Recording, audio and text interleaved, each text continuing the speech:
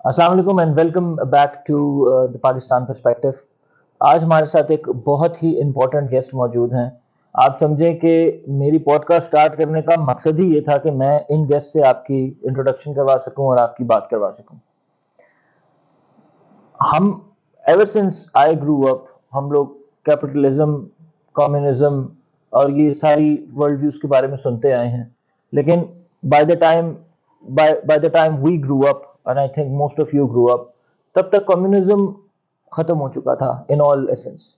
और हमारे पास कम्युनिज्म की जो इंफॉर्मेशन आई वो एक कैपिटलिस्ट प्रोपेगेंडा ही थी, और हमने उसी को उसी तरह देखा, उसी के खिलाफ उसी तरह बातें की। आज की दुनिया में कैपिटल वेदर कम्युनिज्म रेलेवेंट भी है कि नहीं है, आइए जानते हैं डॉक्टर उमैर से। अस्सलाम वालेकुम वालेकुम सलाम।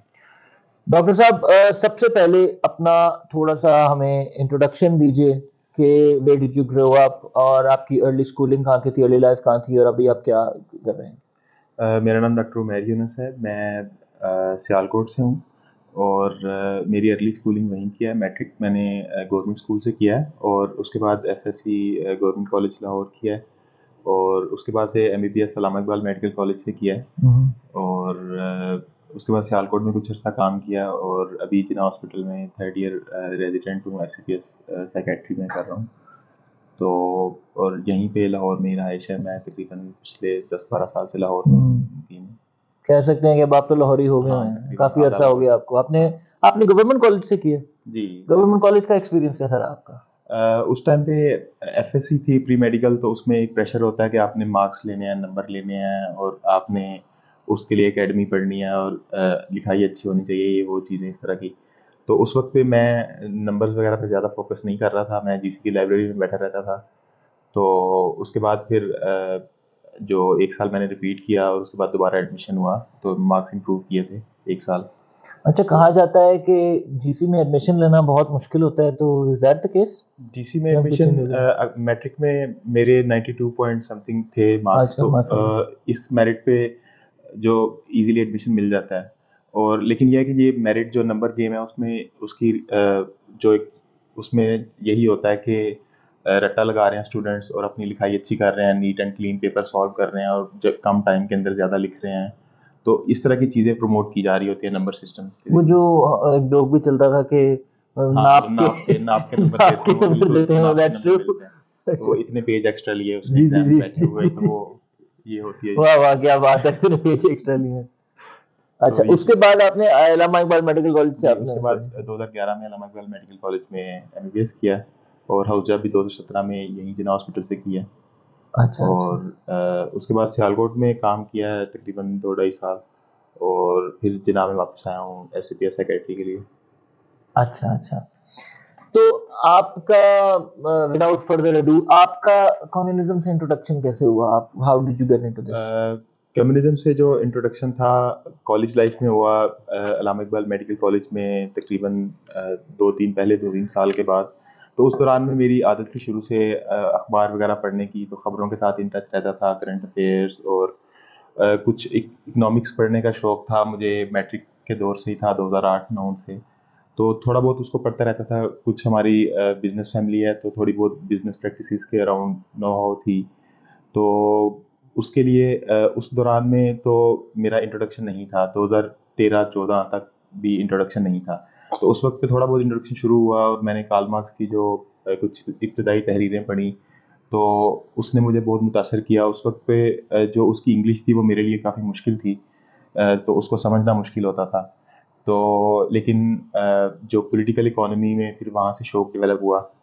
तो उसके बाद फिर मैंने ज़्यादातर जो है वो लेनिन को पढ़ा हुआ है और मार्क्स को, एंगल्स को बहुत ज़्यादा नहीं पढ़ा, यानी जो बड़े वर्क्स हैं वो नहीं पढ़े हुए, देखिए, लेकिन हमें तो for example I know about Karl Marx of course, क्योंकि the originator of hmm, of communism, but other people I don't know about. तो why don't you tell us a little bit about all of these people, maybe the birth of communism and how did it evolve?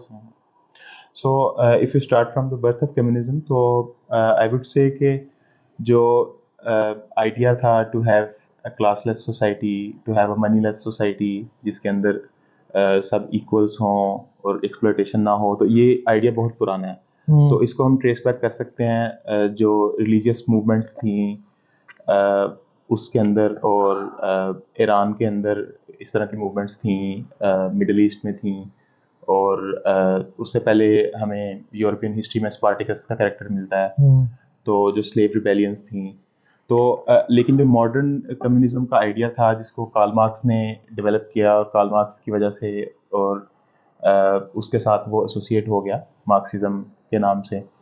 तो Karl Marx जो था वो तकरीबन 1850s के दौर में उसने अपना एक्टिव वर्क शुरू किया था, 1840s 50s। उससे पहले कैपिटलिज्म ही चलता था या कोई और तो उसमें? जो कैपिटलिज्म है, अगर हम उसकी टाइमलाइन पे थोड़ा सा देखें तो 16th या 17th सेंचुरी के अराउंड, जब से फ्यूडलिज्म जो था वो वीक हो रहा था, ओवरऑल किंगडम जो थी यूरोपियन जो इंपीरियल पावर्स थी वो ऐसा ऐसा वीक हो रही थी, और वो फ्यूडल जो लॉर्ड्स थे और उनके जो सर्फ्स थे, पहले सर्फडम का सिस्टम था कि जो लोग उनके मुजारे हैं वो उनकी ज़मीनों पे काम कर रहे हैं और वो अपना गल्ला उनको देने के पाबंद हैं, जिसमें से कुछ हिस्सा वो वापस देते थे उनको।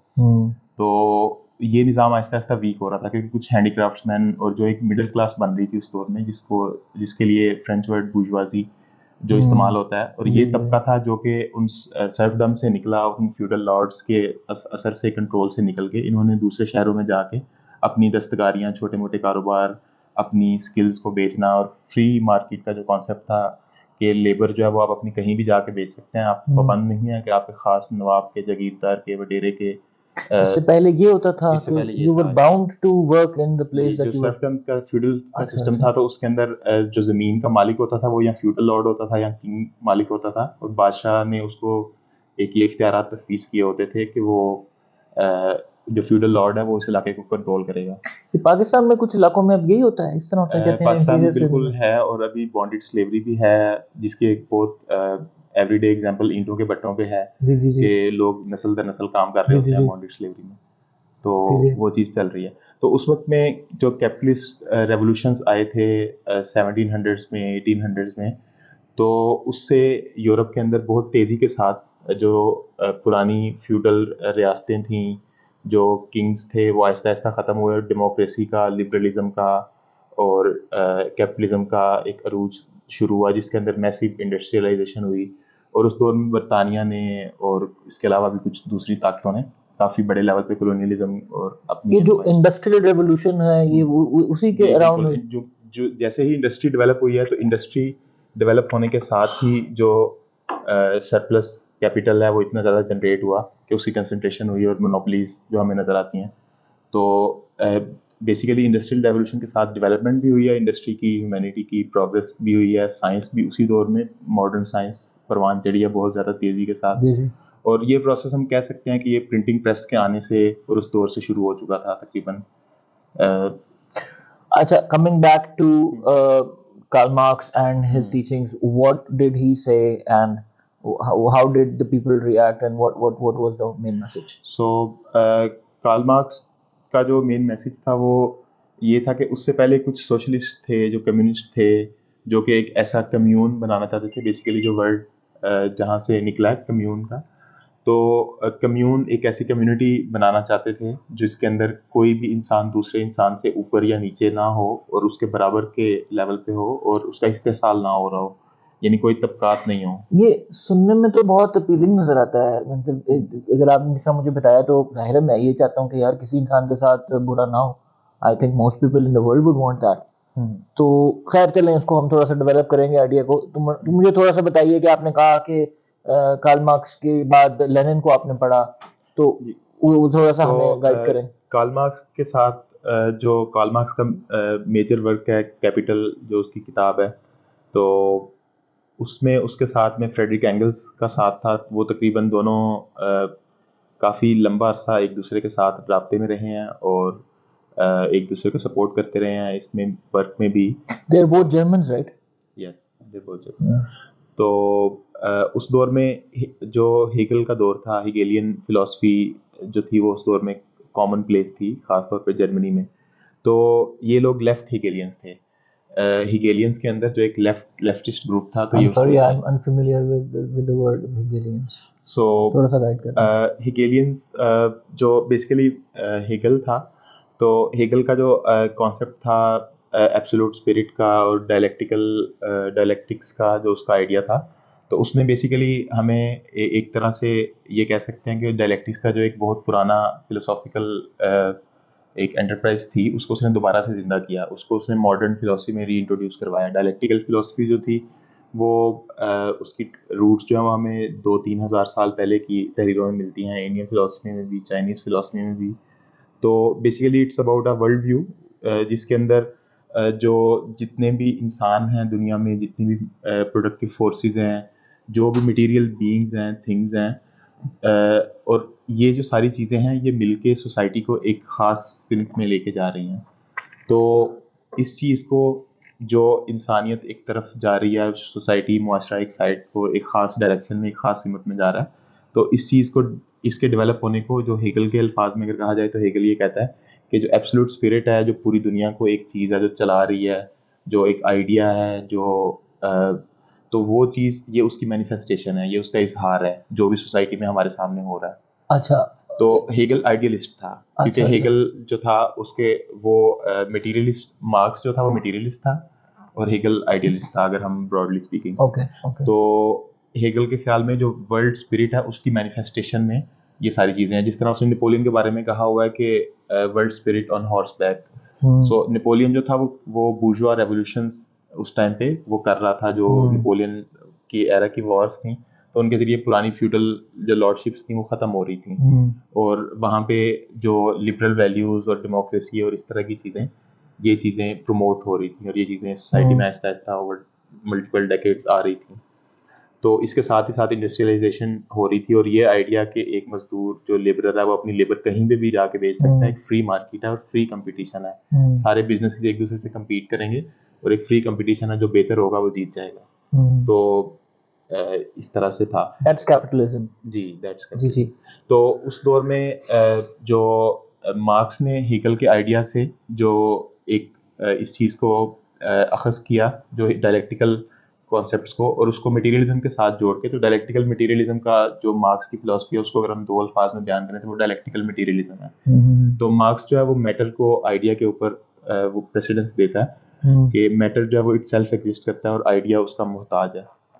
तो जो डायलेक्टिकल मटेरियलिज्म की जो फिलॉसफी मार्क्स ने डेवलप की थी, तो उसका मेन आइडिया ये था कि जो पूरी दुनिया में अभी इस वक्त एक क्लास स्ट्रगल है जो कि जारी है, मल्टीपल क्लासेस हैं जिनके दरमियान में एक स्ट्रगल जारी है, और इस टाइम पे एक सर्टन क्लास है जो कि रूलिंग क्लास है, जो रूल कर रही है, वो बूर्जुआजी है, जो बूर्जुआ क्लास है, जो पुराने दौर में पहले मिडिल क्लास थे। इट्स अ फ्रेंच वर्ड जिसका मतलब मिडिल क्लास है। तो they were originally the middle class, Okay. the new middle class, And then they became the ruling the class. ruling class, क्योंकि They जो became प्रोलेटेरिएट और bourgeoisie की yes. दो terms इस्तेमाल होती हैं। तो प्रोलेटारिएट इज जो वर्किंग क्लास है, industrial working class to be precise. तो जो फिर मार्क्स ने इस पे ये तनकीद, मार्क्स की तनकीद ये थी कि जो निज़ाम जिस तरफ को जा रहा है, तो जो इंडस्ट्रीज हैं, जो मैसिव इंडस्ट्रियलाइजेशन है, जो लेबर फोर्स को इकट्ठा करके प्रोडक्टिविटी बूस्ट आ रहे हैं, जो एफिशिएंसी हम अपनी बढ़ा रहे हैं मैसिव लेवल पे प्रोडक्शन करके, इंडस्ट्रियलाइजेशन करके, तो उसके ज़रिए प्रोलेटारिएट जो है वो वर्किंग क्लास है वो भी ऑर्गेनाइज हो रही है, वो भी इकट्ठी हो रही है, और इवेंचुअली जो क्लासेस की स्ट्रगल है इसके अंदर जो प्रोलेटारिएट होगा वो ही विनर होगा। मार्क्स का ये क्लेम है। तो मार्क्स इस चीज़ को सोशल साइंसेस के ज़रिए सपोर्ट करता है। तो वो हिस्टोरिकल साइंस के, हिस्ट्री की स्टडीज़ के ज़रिए और इन चीज़ों के ज़रिए, तो इसकी वो दलील ये देता है कि सोसाइटी के अंदर हमेशा से क्लास स्ट्रगल जारी रही है। जिस दौर में फ्यूडलिज्म था, उस दौर में जो नई उभरती हुई मिडिल क्लास थी, बूर्जुआजी थी, उनकी उनके साथ स्ट्रगल थी, जिसमें इवेंचुअली बूर्जुआजी वन ओवर देम। तो इसी तरह प्रोलेटारिएट जो है, इफ दे ऑर्गेनाइज, तो they can form a new world, जो जिसमें डिक्टेटरशिप ऑफ प्रोलेटारिएट का वर्ड यूज करता है कार्ल मार्क्स। तो डिक्टेटरशिप ऑफ प्रोलेटारिएट का concept So dictatorship of the working man. Yes. That's what it means, right? Dictatorship of the working class, organised class. Working class, जी जी। उसकी डिक्टेटरशिप होगी। अब ये दिखने में बहुत अजीब सा वर्ड लगता है कि why would someone use this word, जबकि आजकल का मॉडर्न दौर है, उसमें डेमोक्रेसी और जमहूरियत, बिल्कुल, और डिक्टेटरशिप के साथ एक नेगेटिव कॉनोटेशन अटैच्ड है। बिल्कुल, डेफिनेटली। तो मार्क्स का इसमें आइडिया ये है कि जब दोनों क्लासेस की, तबकात की आपस में जंग हो रही है, एक लड़ाई है, स्ट्रगल है, तो उसके अंदर इवेंचुअली अगर प्रोलेटारियन जो है वो इतना ऑर्गेनाइज हो जाते हैं कि वो बुर्जुआजी को ओवरथ्रो कर दें, तो they would have won the war, लेकिन बुर्जुआजी को एलिमिनेट नहीं कर सकते होंगे, क्योंकि there are people, there are structure, they have resources, उनके पास आर्मीज हैं, उनके पास पुलिस की फोर्सेस हैं, उनके पास special bodies of armed man हैं, जिस तरह लेनिन कहता है, जो स्टेट जो है रियासत का पूरा स्ट्रक्चर है उनके पीछे, आइन कानून का। अच्छा, फिर Lenin was the one who started following Karl Marx, kind of we can say that. So Lenin जो वाज मार्क्स रशियन। का, यस, जो मार्क्स का जो मेजर वर्क था वो थ्योरेटिकल वर्क था, और मार्क्स उस टाइम पे ऑर्गेनाइज भी कर रहा था इंटरनेशनल वर्किंग मैन एसोसिएशन के साथ, और इंटरनेशनल जो एक उन्होंने तंजीम बनाने की कोशिश की। तो उसी के वहाँ से वही आइडियाज रशिया में और बाकी पूरे यूरोप में वो फैले। और जो रशियन मार्क्सिज्म थी उसमें भी लेनिन से पहले भी कुछ कैरेक्टर्स हैं, कुछ हिस्टोरिकल फिगर्स हैं जिनका बहुत इंपॉर्टेंट रोल है, जो कि उनके टीचर्स कहे जा सकते हैं। तो लेकिन लेनिन वाज द वन जिसने जो सबसे बड़ा जो सोशलिस्ट एक्सपेरिमेंट अभी तक हिस्ट्री में हुआ है उसको मैनेज किया, ऑर्गेनाइज किया। वो उसका ऑर्केस्ट्रेटर था। उसने orchestrated the whole thing. He was inspired by Karl Marx, he read Karl Marx's teachings. मतलब आपने कहा और भी थे उसके गुरुज वगैरह थे, लेकिन inspired by Karl Marx and he was a Marxist as he calls himself. So yes, he was. अच्छा, ये फिर थोड़ा सा मुझे हिस्टोरिकल बताएं कि मार्क्स से Lenin was inspired, Lenin orchestrated this whole social experiment, बहुत बड़ा एक्सपेरिमेंट था। Russia was a very big country. उसके बाद फिर स्टालिन आ जाता है और स्टालिन भी फिर उसको कंटिन्यू करता है। जी, तो इसमें जो टाइमलाइन आमतौर पे समझी जाती है, जो मीडिया में भी मशहूर है, जो हर तरफ हर कोई जानता है, वो सुनी और बताई जाती है, तो वो यही है कि 1917 में रेवोल्यूशन हुआ और अराउंड 19 के जो आमतौर पे मीडिया में ये समझा जाता है कि जो रशियन रेवोल्यूशन था, जो रशियन एक्सपेरिमेंट था, रेवोल्यूशन का सोशल एक्सपेरिमेंट, ये 1917 से स्टार्ट हुआ और 1991-2 के अराउंड आगे ख़त्म हो गया। तो जिसके बारे में मशहूर किया जाता है कि सोशलिज्म मर गया या फेल हो गया, और प्रूवन फेल्ड एक्सपेरिमेंट, और ये वो सारी चीज़ें कही जाती हैं। तो मेरे ख्याल में ऐसा नहीं था। मेरे ख्याल में जो रशियन रेवोल्यूशन था वो अपने इब्तदाई एक डेकेड के अंदर अंदर ही वो टेक्निकली फेल हो चुका था। तो मार्क्स का जो आइडिया था, जो सोशलिज्म के अंदर उसने नई चीज़ का क्लेम किया था, वो ये था कि he claimed socialism as a science. So basically he was a follower of science. तो उसने जो सोशल साइंस थी of making a social change, of bringing about a revolution, वो कैसे करना है, तो उस चीज़ को उसने साइंटिफिकली ऑर्गेनाइज किया, उसकी साइंटिफिक बेसिस पे स्टडीज़ की, जिसके ऊपर सबसे बड़ा उसका मेजर वर्क जो कैपिटल था। तो उसमें जो मेन आइडिया वो इंटरनेशनलिज्म का है कि पूरी दुनिया में ये निज़ाम है, ये किसी एक मुल्क में नहीं है। तो capitalism, he proposed that this निज़ाम should be in all the countries। yes, कार्ल मार्क्स प्रपोज कर रहा है कि पूरी दुनिया में ये निज़ाम नाफिज कर दो। जी बिल्कुल। तो यानी कैपिटलिज्म जो पूरी दुनिया में है, क्योंकि वो इंटरनेशनल है, तो इसलिए जो उसके बाद जो निज़ाम आएगा वो भी पूरी दुनिया में, जब तक वो नहीं हो जाता तब तक के लिए जब तक वो नहीं होगा तब तक रेवोल्यूशन सक्सेसफुल नहीं हो सकता। किसी एक मुल्क के अंदर आइसोलेटेड जगह पे रेवोल्यूशन अगर हो भी जाएगा तो बाकी पूरी दुनिया उस पर चढ़ दौड़ेगी, जैसा कि सोवियत एक्सपेरिमेंट में हुआ। जो ही रेवोल्यूशन आया तो रशिया के अंदर से व्हाइट आर्मीज और दूसरे लोग जो थे वो उनके खिलाफ लड़ना शुरू हो गए, जो नई नई गवर्नमेंट बनी थी, और बाहर से तकरीबन अराउंड 20 मुल्कों ने, तकरीबन 20 कंट्रीज इन्वेडेड रशिया उस टाइम पे, और वहाँ पे कम से कम 3-4 साल सिविल वॉर चलती रही, जिसके लिए उन्होंने रेड आर्मी तश्कील दी और उसको जीता। तो लेकिन अराउंड बड़ी रेड आर्मी का तो बड़ा फेबल्ड है ना। हाँ, रेड आर्मी मशहूर ज़माना है। तो वो ट्रॉट्स्की जो था उसमें उसका काफी रोल था रेड आर्मी को ऑर्गेनाइज करने में। What is red army? It is the army of the Soviet Russia. So they chose the color red. Color red has an association with the revolution, with the leftist politics, and it started from। मुझे याद आ रहा है पिछले 2-3 साल पहले वो एक लड़की भी आई थी, जब सुर्ख लहराएगा। तो ये स्टार्ट हुआ था 1 मई के, जो शिकागो में एक वो थे प्रोटेस्ट थे, जो जिनके ऊपर तशद्दुद किया गया, और जो उनके सफ़ेद झंडे थे वो सुर्ख हो गए उनके खून से। तो वहाँ से जो सुर्ख रंग था वो इनकलाब के साथ एसोसिएट हो गया। अच्छा। और सुर्ख इनकलाब। तो अच्छा, मुझे ये बताएं कि sorry I am cutting the short. जब स्टालिन ने, खैर ये आपने एक बात कही थी कि 1917 से 1991 तक ये कंसिडर किया जाता है कि ये एक्सपेरिमेंट हुआ एंड इट फेल्ड, तो डिड इट नॉट फेल? तो मेरे ख्याल में जो रेवोल्यूशन था, चूंकि वो इंटरनेशनल नहीं हो सका, उस वक्त पे सिर्फ रशिया में रेवोल्यूशन आया और जर्मनी में नहीं आया। हालांकि जर्मनी में एक बहुत बड़ी मूवमेंट थी और जर्मन जो रेवोल्यूशनरीज थे, जो जर्मन सोशलिस्ट थे, वो काफ़ी स्ट्रांग भी थे, लेकिन जर्मनी में इवेंचुअली दे फेल्ड। उस टाइम पे जो जर्मनी की पार्टी थी, कम्युनिस्ट पार्टी, वो इतनी स्ट्रांग नहीं थी कि वो ओवरथ्रो कर सकती गवर्नमेंट जर्मनी को। में तो और चक्कर भी बड़े चल रहे हाँ, थे तो इसलिए थर्ड राइख भी चल रही थी। तो इसलिए जो रशिया के अंदर ये महसूर होकर रह गया एक तरह से। तो उस टाइम पे जब रेवोल्यूशन हुआ था, तो मेरे ख्याल में जो चीज़ एक काफ़ी इंपॉर्टेंट है, जिसके बारे में कम रिपोर्टिंग की जाती है, कि उस वक्त पे हिस्ट्री का सबसे बड़ा बिगेस्ट सॉवरेन डिफॉल्ट हुआ था। जो ज़ारिस्ट रशिया था, उन्होंने काफ़ी कर्जे लिए हुए थे। जो ज़ार था वो कर्जे की बेस पे जंग लड़ रहा था। वर्ल्ड वॉर 1 में भी उसने इधर उधर से कर्जे लेके पूरे यूरोप से और फौजियों को तनख्वाहें दे के बेचता था। तो इस तरह का निज़ाम था कि पूरा मुल्क कर्जे पे चल रहा है, जिस तरह आजकल पाकिस्तान है। तो उस टाइम पे इन्होंने, जो नई गवर्नमेंट आई, सोशलिस्ट गवर्नमेंट, इन्होंने बॉल्शेविक्स जिसे रहते हैं, बॉल्शेविक पार्टी है, बॉल्शेविक रेवोल्यूशन, तो बॉल्शेविक्स ने ये कहा था कि हम जो जार ने कर्जे लिए होते हम वो वापस नहीं करेंगे। तो उस वक्त पे ये टेक्निकली डिफॉल्ट हो चुका था। और उसके बाद लेकिन मसला ये हुआ कि सिविल वॉर के अंदर जो सोवियत रशिया था, नया नया बना हुआ था, तो वो सिविल वॉर की वजह से काफ़ी कमज़ोर हो चुका था और इंडस्ट्री काफ़ी हद तक तबाह हो चुकी थी, एग्रीकल्चर तबाह हो चुका था। तो उसकी वजह से फेमन्स भी उस दौर में कहत भी आए हैं। तो उसके बाद से जो तकरीबन, मुझे एग्जैक्ट डेट नहीं याद, लेकिन 1922-23 के अराउंड जब ये क्लियर हो चुका था कि जर्मनी में रेवोल्यूशन या यूरोप में रेवोल्यूशन नहीं फैल सकता और नहीं आ सकता, तो इंटरनेशनल नहीं हो सकता, तो उस टाइम पे जो थोड़ा सा एरिया था रशिया का, यानी पूरी दुनिया के हिसाब से वो एक छोटा एरिया है, तो उसके अंदर जो एक स्टेट बनी है उसको कायम रखा जाए, ताकि कल को अगर वो वहाँ से दोबारा रेवोल्यूशन के लिए, इंकलाब के लिए कोशिश की जा सके, तो वो एक तरह से एक बेस बने। तो that's not exactly what happened.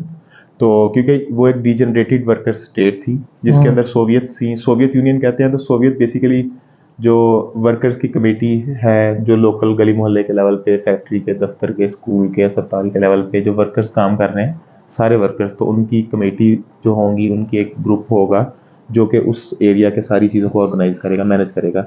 तो ये आइडिया सोवियत्स का था, सोवियत यूनियन इसकी बेस पे इस नाम से पुकारा जाता है। अच्छा, मुझे अब ये बताइए कि ये बात है, आपने सोवियट्स की बात की, Soviet you are saying is a union, it's a small union. मुझे थोड़ा सा अंडरस्टैंडिंग दें फॉर पर्सन, अब आप अंडरस्टैंडिंग उस बंदे को दें जिसको कैपिटलिज्म का भी कुछ नहीं पता और कम्युनिज्म का भी कुछ नहीं पता। अब हम हमें कन्विंस करेंगे कम्युनिज्म में गवर्नमेंट कैसे चलती है, मतलब व्हाट इज दिस सिस्टम, मतलब the reason I'm asking you this question is कि ये it looks good on paper कि जी हर इंसान को एक, इसमें यूनिवर्सल बेसिक इनकम भी होती है ना। ठीक है, हम उस पर बात करते हैं कि हर इंसान को एक जैसा ट्रीट किया जाए, कोई एक्सप्लॉयटेशन ना हो, एंड इट्स ऑल रोजी। इट्स ऑल रोजी। थोड़ा सा हमें एक्सप्लेन करेंगे हाउ डज इट वर्क। ठीक है, so let's do an example. Let's say कि पाकिस्तान becomes a Soviet नहीं, socialist state. ठीक है, तो how will it work? तो इन अ हाइपोथेटिकल सिनेरियो जिसमें Pakistan becomes a socialist state, तो उसमें जो चीज़ सबसे पहले किसी भी मुआशरे में इनकलाब लाने के लिए या तब्दीली के लिए जो चीज़ ज़रूरी है, वो वर्कर्स की ऑर्गेनाइजेशन हो, एक पार्टी हो, एक तंजीम हो, एक सियासी इकट्ठ हो, जो कि इतना एक तंजीम हो।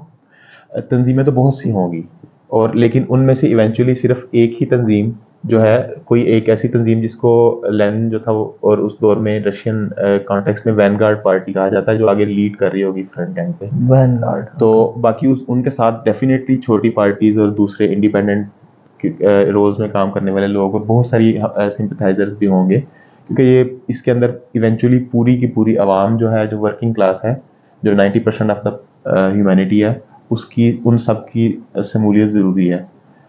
तो जब तक वो सारे इसमें शामिल नहीं होंगे, सिर्फ एक खास कुछ लोग शामिल हो रहे होंगे गवर्नमेंट के प्रोसेस में, गवर्निंग के प्रोसेस में, लॉ मेकिंग के प्रोसेस में, सिर्फ एक खास लोग, ग्रुप ऑफ पीपल इन्वॉल्व हो रहा होगा, तो वो अपने मुफाद के कानून ही बनाएंगे, अब वो गवर्नमेंट को अपने मुफाद में ही चलाएंगे।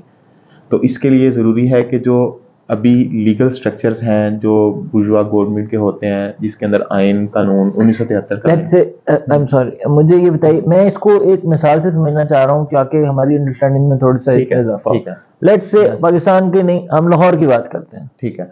हम कहते हैं जी लाहौर कोई सोशलिस्ट निज़ाम आ ठीक गया, है। वो अब कैसे फॉर चलेगा? एग्जांपल, मेरा उसमें क्या रोल होगा, आपका क्या रोल होगा? ठीक है।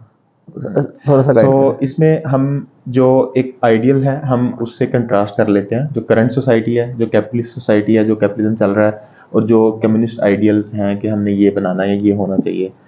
तो जो उसका आइडिया है उसको किसी हद तक कुछ फॉर्म्स में सोवियत यूनियन के अंदर एक्सपेरिमेंटेशन की गई थी।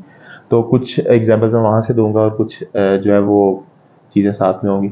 तो इसमें आइडिया ये है कि जो भी इंसान, जो लोग काम कर रहे हैं, जो वर्कर्स किसी भी रोल्स में काम कर रहे हैं सोसाइटी में, हॉस्पिटल में, कॉलेज में, स्कूल में, सफाई का काम कर रहा है कोई, और कोई भी काम हो सकते हैं, तो वो उन लोगों को, चूंकि वो सारी की सारी सोशली नेसेसरी लेबर है, वो पूरी की पूरी सोसाइटी को चलाने के लिए ज़रूरी है। एक सफाई वाले का काम जो है वो उतना ही ज़रूरी है जितना कि एक डॉक्टर का काम है।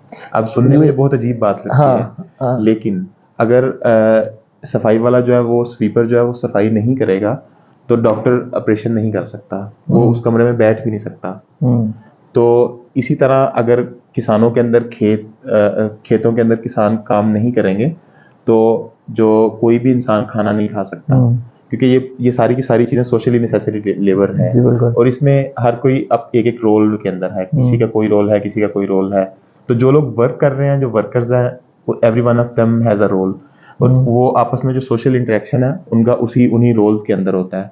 कि अगर कोई एक खास स्किल्ड वर्कर है, कोई कपड़ों का काम करता है, कोई जूतों का काम करता है, कोई गाड़ियों का काम करता है, तो वो उसी रोल के अंदर एक दूसरे के साथ सोशल कनेक्शंस होते हैं। तो ये चीज़ें जो एक कम्युनिस्ट सोसाइटी है जिसके अंदर स्टेट नहीं होगी, जिसके अंदर कोई स्टेट नहीं है, देयर इज नो स्टेट, जो यानी we are aiming for a no state, एक वो ऐसी सोसाइटी होनी चाहिए जिसके अंदर स्टेट नहीं होगी। There would be no money, कोई करेंसी नोट्स, कोई पीसेस ऑफ पेपर नहीं होंगे जो एक्सचेंज करने पड़ेंगे आपको दूसरे लोगों से, तो ऐसी कोई चीज़ नहीं होगी। तो जो बंदा डॉक्टर है या स्वीपर है उसको तनख्वाह कैसे मिलेगी? ठीक है, हम इस तरफ बिल्कुल आते हैं।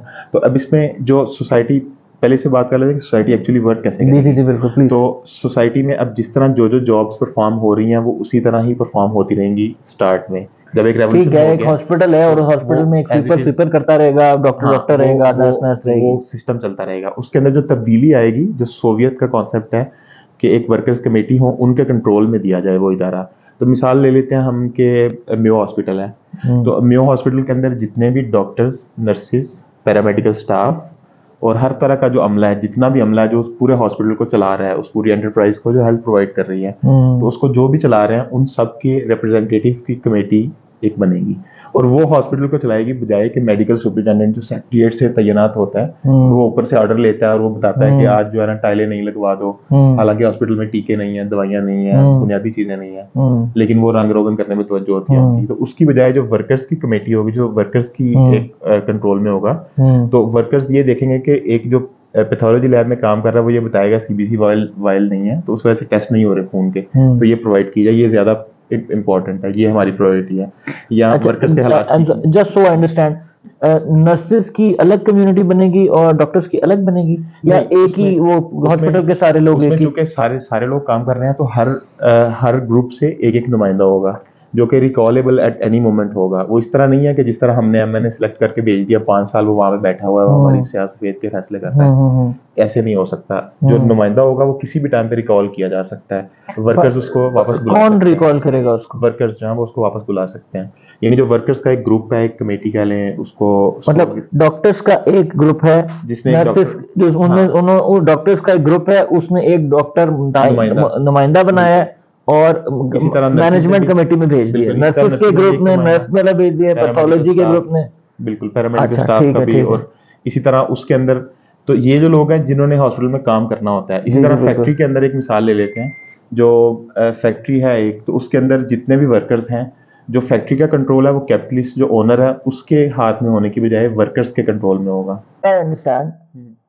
मेयो हॉस्पिटल में जो डॉक्टर्स हैं वो अपना एक ग्रुप बनाएंगे, उनमें से एक नुमाइंदा मुतय्यन करेंगे, नर्सेज अपना एक ग्रुप बनाएंगी, वो एक हाँ नुमाइंदा देंगी, और इसी सारे तरह जिस सारे तरह के जो जो स्वीपर्स हैं वो अपना ग्रुप बनाएंगे, एक नुमाइंदा देंगे, और एक मैनेजमेंट कमेटी बन जाएगी, बिल्कुल। राइट, और वो जिसमें एक डॉक्टर होगा, एक बिल्कुल। जूनियर डॉक्टर होगा, एक नर्स होगी, एक स्वीपर होगा, और हाँ जी। सारे जो होंगे। ठीक है, कंटिन्यू ठीक है। प्लीज। तो अब ये जो कमेटी है, तो हॉस्पिटल के जितने भी रिसोर्सेज हैं, जितनी भी लोकल मैनेजमेंट है, वो इनके कंट्रोल में होनी चाहिए, बजाय कि सेक्रेटेरिएट से ऑर्डर्स आ रहे हों या किसी भी टॉप डाउन अथॉरिटी से कहीं से भी ऑर्डर्स आने की बजाय ऑन द ग्राउंड फैसले हों किसी भी चीज़ के हवाले से। तो इसके अंदर जो है वो जो भी कमेटी बनेगी उसकी जितनी भी प्रोसीडिंग्स होंगी वो पब्लिक होंगी, प्राइवेट नहीं होंगी, बंद कमरों के अंदर मीटिंग्स नहीं होंगी, यानी जो भी डाटा है वो It पब्लिक seems वो so पब्लिक good. होना It चाहिए। seems really awesome तो that this should be done. Anyway, please continue. इसमें डेफिनेटली बहुत सी प्रैक्टिकल प्रॉब्लम्स भी आती हैं और आएंगी, और उसमें डेफिनेटली कुछ लोग कैरियरिस्ट हो सकते हैं जो अपना कैरियर बनाने के चक्कर में इस तरह के सिस्टम्स को मैनिपुलेट करते हुए ऊपर जाने की कोशिश करेंगे। आई एम सॉरी, आप दोबारा उसी से बताएं कि वो एक तहरीक बन गई है, ठीक है, वो कमेटी ग्रुप कैसे बन कमेटी गई? बन गई है, ठीक है। मैनेजमेंट कमेटी बन गई है, और सारे जो फैसले हैं वो पब्लिकली किए जा रहे हैं, हाँ यानी वो आप समझें कि हाँ एक ओपन फोरम में वो सारी डिस्कशन होती है, वो हाँ स्वीपर बताता है यार ये हाँ हमारे पास साफ झाड़ू नहीं करने है। वाले झाड़ू नहीं है, तो हम झाड़ू हमें चाहिए, नर्स कहती है हमारे पास सिरिंजेस बिल्कुल। नहीं है, सिरिंजेस चाहिए। हाँ बिल्कुल। तो अब जब इस तरह का निज़ाम होगा जिसके अंदर लोकल लेवल पे फैसले लिए जा रहे हैं, तो उसके अंदर जो चीज़ सॉल्व होगी कि जो इतनी बेसिक सी प्रॉब्लम्स हैं हॉस्पिटल के अंदर, जिस तरह अगर किसी जगह पे सफाई नहीं है, आप स्वीपर से पूछेंगे तो वो कहेंगे मेरे पास झाड़ू नहीं है। अब ये बहुत बेसिक सा मसला है। इसके ऊपर एमएस से जाके पूछेंगे, वो कहेंगे बजट नहीं आया है झाड़ू वाले का। बाकी सारा बजट आया हुआ है, मेरे एसी जो चल रहा है उसका भी बजट आया हुआ है, मेरे खाने पीने का भी आ रहा है, लेकिन स्वीपर का बजट नहीं आ रहा अभी। तो कोई ना कोई इस तरह की कहानी सुना देगा, या फिर शॉर्टेज ऑफ वर्कर्स होगी, नए बंदे हायर नहीं कर रहे। तो 100 मसले मसाइल होंगे। तो इस तरह के जो बेसिक मसले हैं वो लोकल लेवल पे सॉल्व हो जाएंगे, उसके लिए जरूरत ही नहीं पड़ेगी किसी भी गवर्नमेंट की। इन एसेंस जब पूरी सोसाइटी एक कम्युनिटी लेवल पे चल रही है, तो ये एक हॉस्पिटल की एग्जांपल थी। हम एक सोसाइटी में इन जनरल एक ब्रॉड ओवरव्यू लेते हैं। स्कूल की एक एग्जांपल ले लें। हाँ, स्कूल की। तो स्कूल के अंदर बेसिकली ये है कि अब अभी इस टाइम पे जो करंट स्कूलिंग सिस्टम है उसमें आमतौर पे ये हो रहा है कि हम नंबर बनाने वाली फैक्ट्रियाँ लगी हुई हैं, और बच्चे रटा लगाते हैं, मार्क्स लेते हैं ताकि अच्छे कॉलेजेस में एडमिशन हो जाए और कैरियर अच्छा बन जाए। तो उसके अंदर जो स्कूलिंग के एजुकेशन के अंदर सबसे बड़ा फ्लॉ है वो यही है कि कोई भी बच्चा जो बनना चाहता है, जो वो करना चाहता है, 80-90% चांस है कि वो नहीं कर पाएगा। कम्युनिज्म में आप जो बनना चाहते हो आप वो बनते हो, ये इस तरह का है। यानी दैट इज द आइडियल कि अगर एक ऐसी सोसाइटी होनी चाहिए जिसके अंदर अबंडेंस हो of every resource, her resource की इतनी अबंडेंस हो कि किसी इंसान को मजबूरी के लिए काम ना करना पड़े। लेकिन ऐसे कैसे हो सकता है? Resources are scarce by nature. ठीक है, जाहिर है तो उसमें उसमें अभी करंट लेवल पे हमारी जितनी फूड प्रोडक्शन है हम उससे 10 बिलियन पीपल फीड कर सकते हैं, लेकिन बाकी का खाना वेस्ट हो रहा है। बहुत सारा खाना या तो सप्लाई चेन के अंदर वेस्ट हो जाता है, या फिर वो ऑन द टेबल वेस्ट हो जाता है, और उस वजह से बहुत a lot of people go hungry। लेकिन अभी इस टाइम पे करंट जो फूड प्रोडक्शन है 10 बिलियन प्लस पीपल को हम अभी से फूड प्रोवाइड कर सकते हैं, जबकि 2 अरब लोग अभी बाकी हैं इसमें। तो यानी पॉइंट बीइंग के रिसोर्सेज जो है वो स्कार्स इसलिए है कि वो स्कार्स रखे जाते हैं, कि उसके पीछे माली मुफादात होते हैं। यानी मिसाल के तौर पे रिन्यूएबल एनर्जी जो है वो इतनी तेजी से अडॉप्शन क्यों नहीं हो रही, क्योंकि फॉसिल चले अब आप, मुझे लगता है कि थोड़ा हमें प्रीच करने लग गए हैं, लेकिन वो आप करें, लेकिन हमें पहले थोड़ा सा समझा दें। पहले हमने हॉस्पिटल की मिसाल कर ली, हमने स्कूल की मिसाल कर ली। अच्छा, अब हम इसको थोड़ा सा ऊपर लेके जाते हैं, मतलब अच्छा इसमें अब हमारा स्कूल जो है या एटलीस्ट हॉस्पिटल जो है वो बिल्कुल ठीक चल रहा है, उसमें जो भी मसले मसाइल हैं, वो जो पेशेंट आते हैं वो डील होते हैं, तो अगर मनी नहीं है तो वो किस तरह पैसे देते हैं या नहीं देते, क्या करते हो? ठीक, तो इसके लिए हम ना थोड़ा सा सोसाइटी में इन जनरल सारे उन चीज़ों को देख लेते हैं। तो एक ऐसी कम्युनिटी है जिसके अंदर फॉर एग्जांपल के 1000 लोग हैं, और उनमें से जो 500 लोग हैं वो वर्किंग एज के हैं, यानी वो वर्क कर सकते हैं, ना वो बच्चे हैं ना वो बूढ़े हैं। तो इन 500 को तो हम अपनी आसानी के लिए 5 ग्रुप्स में डिवाइड कर लेते हैं। 5 डिफरेंट काम कर रहे हैं सोसाइटी में, जो 5 चीजें चाहिए वो प्रोवाइड कर रहे हैं।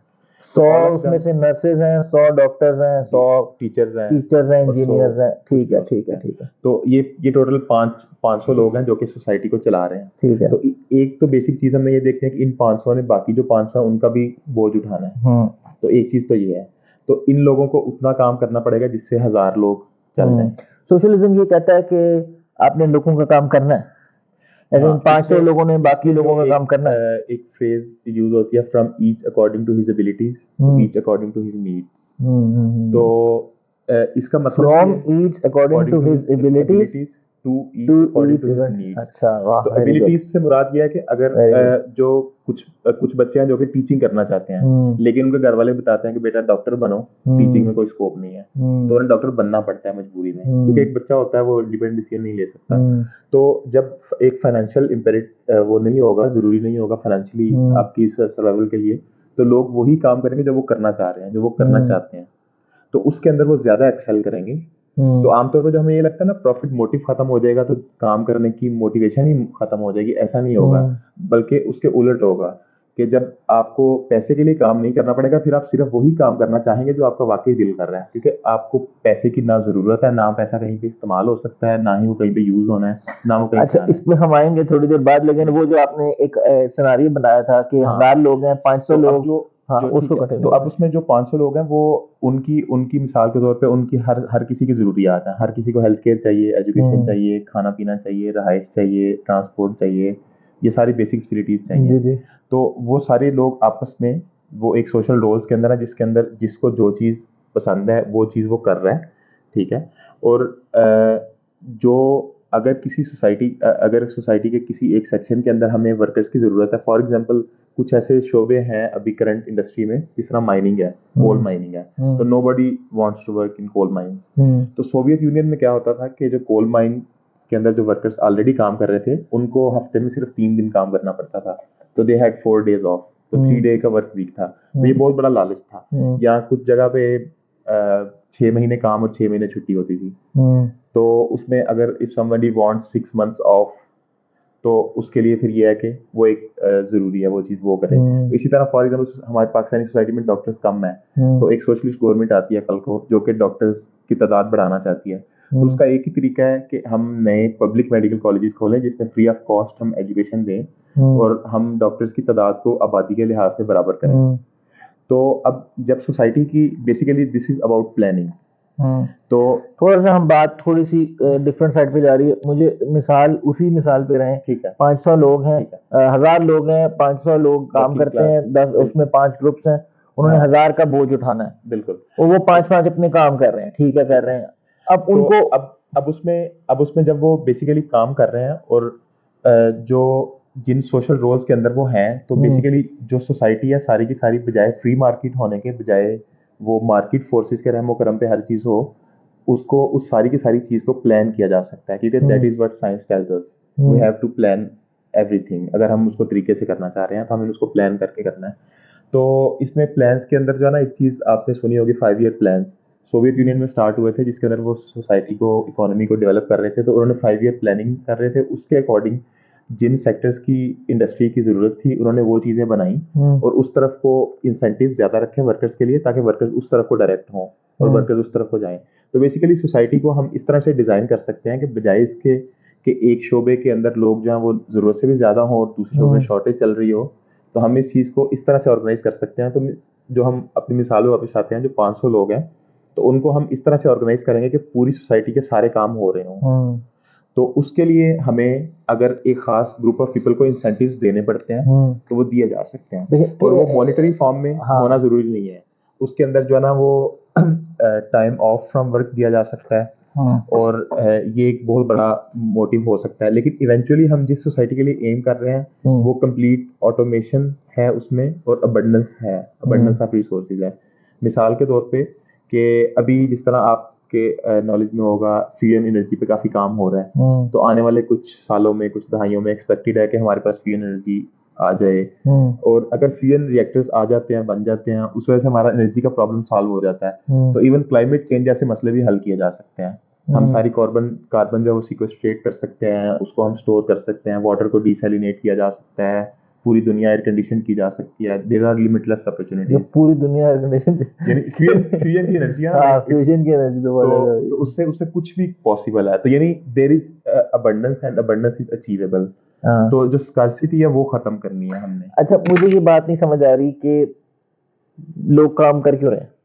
ठीक है, तो तो अभी करंट सोसाइटी में हम देख लें, मोटिवेशन काम करने की सिर्फ एक ही है कि आपने सर्वाइव करना है, और अगर आप काम नहीं करेंगे eventually you will be faced out. तो आपको ना इवेंचुअली जो सेविंग्स है खत्म हो जाएंगी, और आपको वो मजबूरी या काम करना पड़ेगा अगर जिंदा रहना चाहते हैं। पैसे खत्म हो जाएंगे आपके पास, तो आप कुछ भी नहीं कर सकते। तो लेकिन अगर सोसाइटी के अंदर लोगों को तलीम, सेहत, रहाइश और बुनियादी सहूलतें, इस चीज की गारंटी होगी, जो रोटी कपड़ा और मकान बेसिकली। हाँ, रोटी कपड़ा और मकान, या जो लेनिन के दौर में एक नारा था, peace bread and land. Peace bread and land. तो उस समय वर्ल्ड वार चल रही थी, तो पीस वाज इम्पोर्टेंट। तो ब्रेड एंड लैंड इसलिए कि रशिया बेसिकली पेजेंट कंट्री था, 85% ऑफ पॉपुलेशन की एग्रीकल्चर से वाबस्ता थी, तो लैंड क्वेश्चन जो था वो बहुत इंपॉर्टेंट था।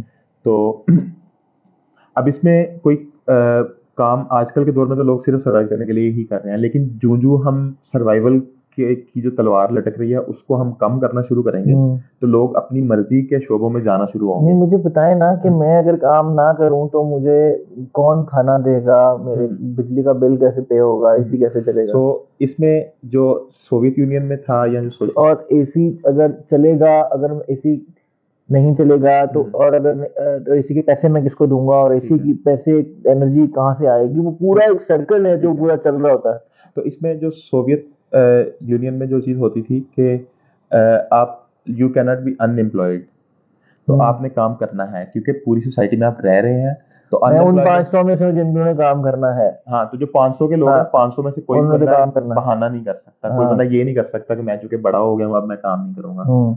तो सब में काम करना है जो काम कर सकते हैं, डेफिनेटली जो from each according to his abilities लिया जाएगा उनसे काम, और जो जिस चीज की जो नीड्स है, फॉर एग्जांपल जो एक बंदा एल्डरली है उसकी नीड्स थोड़ी ज्यादा हो सकती है, नर्सिंग केयर चाहिए हो सकती है, तो उसको वो एक्स्ट्रा चीज सोसाइटी की जिम्मेदारी है प्रोवाइड करना, क्योंकि that person is one of us.